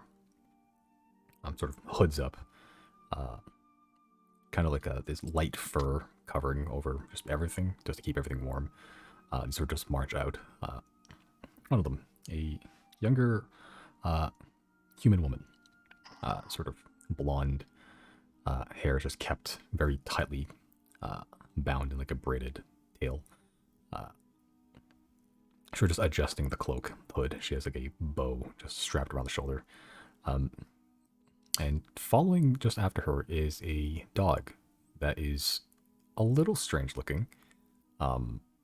It is a fairly large dog, like Rottweiler, bigger size.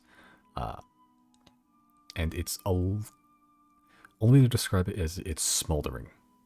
The eyes are pitch red with a very dull, almost fiery glow to them, and it's slobbering that as it hits the ground it begins to smoke and steam. The fur around its paws has this kind of like burnt charcoal smoldering look to it, and it just exudes this faint, like wispy trail of smoke as it walks. Hi. Hello there. So I've been told I'm going to accompany you to find a what was it? A facility filled with constructs. Yeah, that.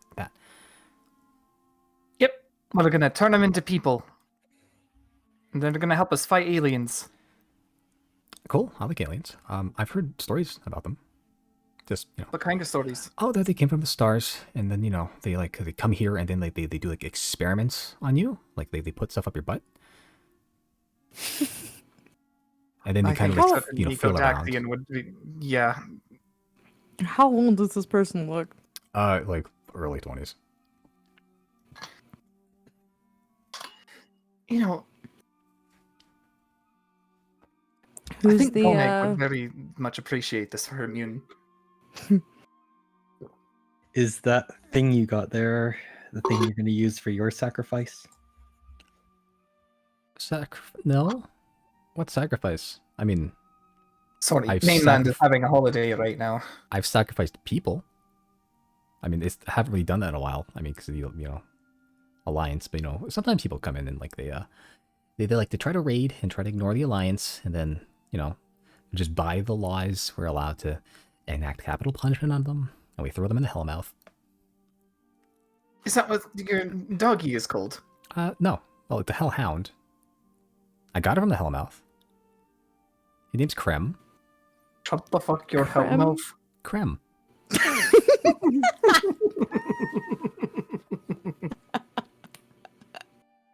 It's a great name. Creme de la creme. Excellent. I'm gonna toss a fish at it. Toss a fish, and it, as you toss it, it immediately lunges towards you and just bites straight through it as the fish, it gets torn in two, like the head and tail just separate. The rest of the body stays in the mouth, as you can see parts of the head and the tail have immediately cooked. And- That's a good boy. Oh, he is. I wouldn't touch him. He doesn't like to be touched. Also, it burns your hands, like, a lot. Just let him do his thing. If he sniffs you, just let him sniff you, and he won't bite, probably. He breathes fire. It's nice starting fires. It's alright, we've been through the motions. Well, I'm ready to start when you are. Alright. We're looking for a facility in a dry mountainous region here. That is what we have to go on. Okay. I mean, I guess we can go to the mountains east and then work our way north up towards the Dawn Devourer and just see if we can find anything there. Do you have anything that maybe smells like it? Maybe turns to Jane.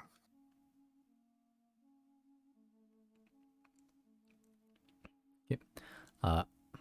Ezra sort of looks at Jane. That's a cool looking golem. This is the This is the construct that is awake. They're people now. They like to be called receivers. Receivers, okay. I'll keep that in mind. I'll try to remember. So this is these constructs that is supposed to be in this facility. If maybe they smell alike. Maybe. I mean, I don't think gaining a soul has anything to do with physical scent, does it? I haven't tried. I mean, I don't think I've smelled a soul. I think a soul smells like. Ooh, Flowery.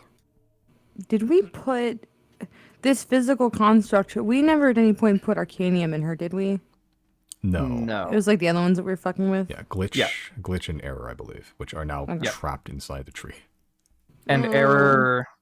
error was accidental because it gained magic through getting swept up at the house building process. Trying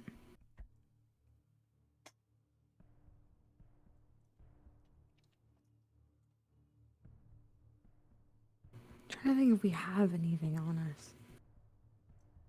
Your gun. Oh. I will offer Ezra my laser gun to use for scent, maybe? Yeah, you give Ezra the square with a little handle on it. You know how to use it, but she does not.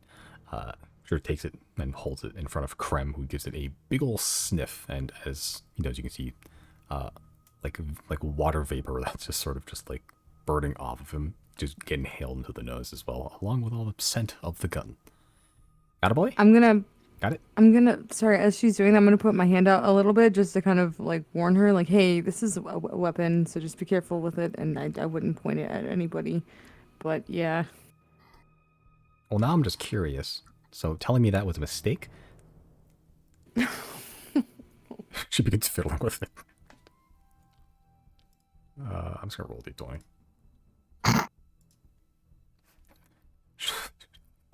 She activates it. As the I snatched it out of her fucking hand. make a sleight of hand check. if I must.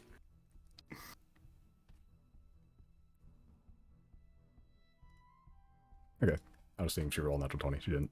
She rolled natural 20 on activating it, but she did not roll natural 20 on God damn it. yeah, the moment it activates, it begins to glow, I believe, red now that you fed it. Yeah, all the parts unfold and the trigger appears. You snatch it out of her hands. I thought you were fun. Seriously, that thing packs quite the wallop. So I should shoot it once so I know what it's like, right? God. The Fuvi sort of pipes up. Like I said, she means well. The women in this world are either like an Answin and a Salith, or they're an Eddie and an Ezra. There's only two types of women in this world. You know, if we find the facility, you might be able to find your own. See, now that's incentive. Okay, you sold me. Speaking of incent, how's the scent? Krem? Krem just looks up at her. Got it? Krem nods. Shake? Krem doesn't do anything. I'll get him to do it eventually. Now the Vuvu sort of looks at the Hellhound. Despite how she's treating him, Hellhounds are actually quite intelligent. I have a friend that kind of resembles Krem. Slightly. They are definitely intelligent. Well, then maybe you have some basis on what they're like. They are, well, carnivores, and they are fiends. I would still exercise caution, though they are, in theory, more or less tame. It's more of an agreement, really. Can I put my hand out like a regular dog and like let him smell my hand? You can make somebody an animal. Just make a persuasion check, actually.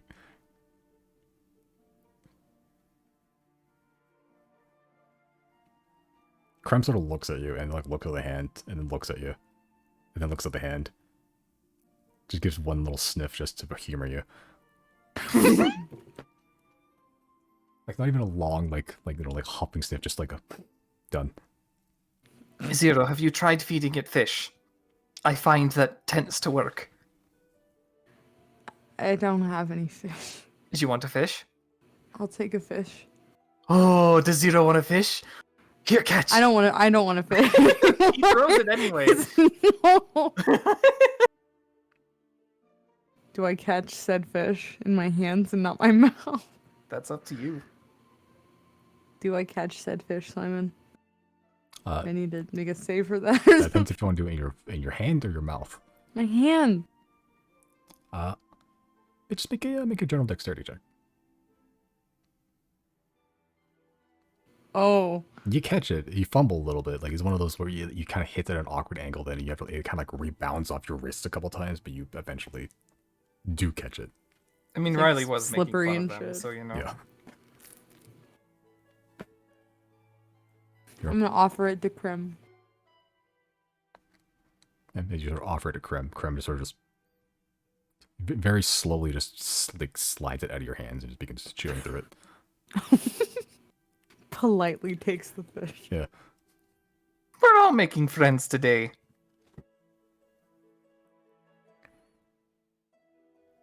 We're friends now, Krim. You heard it here first. Once you say we're friends now, Krem stops chewing and then spits out the head into your feet. And then walks back to Ezra. So just like Yeah, sorry. it looks like a happy dog. That's the thing. That's the weirdest part. It looks like a weird happy dog. Like the tongue's still out sometimes. It's giving you so much sass already. I'm gonna take Azek out and like just like hold Azek towards Krim and just be like, do you guys know each other? Roll d20.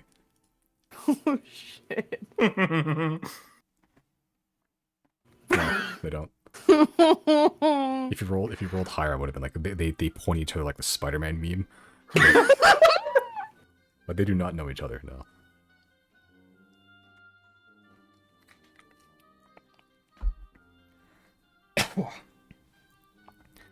Well, introductions. Good. Actually, I don't know your names. I don't think it's important, but you know. Hi, Riley of the Zodiacs. You Cool. can also call me the Kingfisher. I'm not going to call you that. It's a cool name, though. I'm Chrysostomus Killager. You have kill in your name. Okay. I mean, that's a cool name. Granted.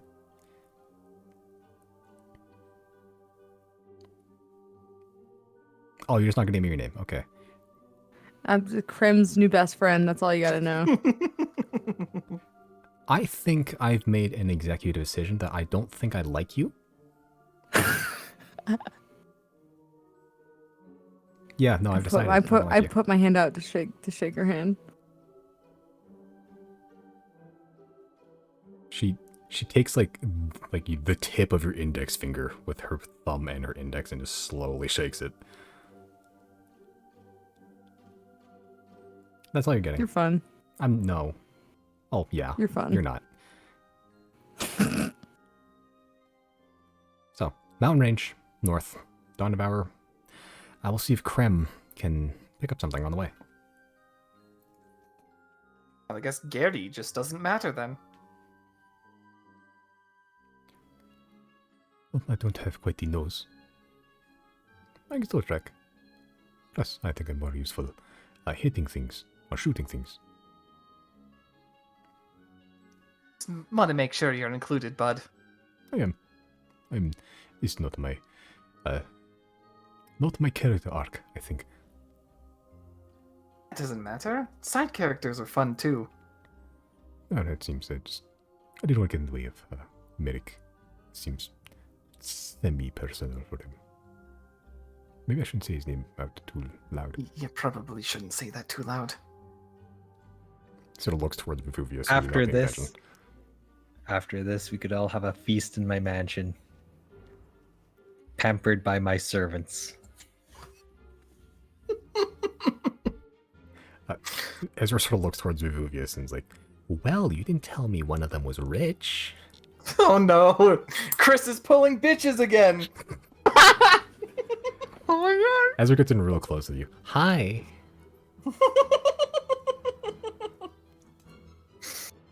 Hello there.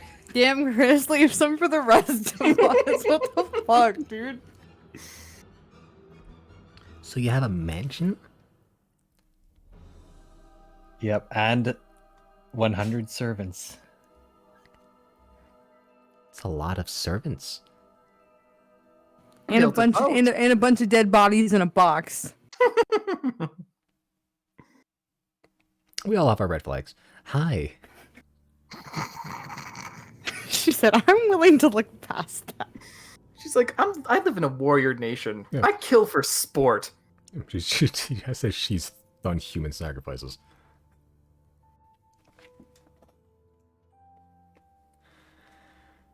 Oh, It's sacrifice day. it is actually, technically. Okay, some time has passed. Really been adjusting the clock. But with Ezra and Krem, along with a number of other scouts, have filtered out of the doors. Ezra begins leading you towards the mountains, where you last trekked, really, and you're kind of just repeating the path you went before, but now you're heading more northward instead of just around that general area. You see Vivuvius just looked as you are sent off, return back into the inside of Lorona. And with a Legion Scout and a Hellhound at your side, maybe you'll be able to find this facility that Jane is hoping that her people's in, and if not, maybe you'll have to destroy it as per the agreement with Vivuvius. That's a good stop point. I'd say so.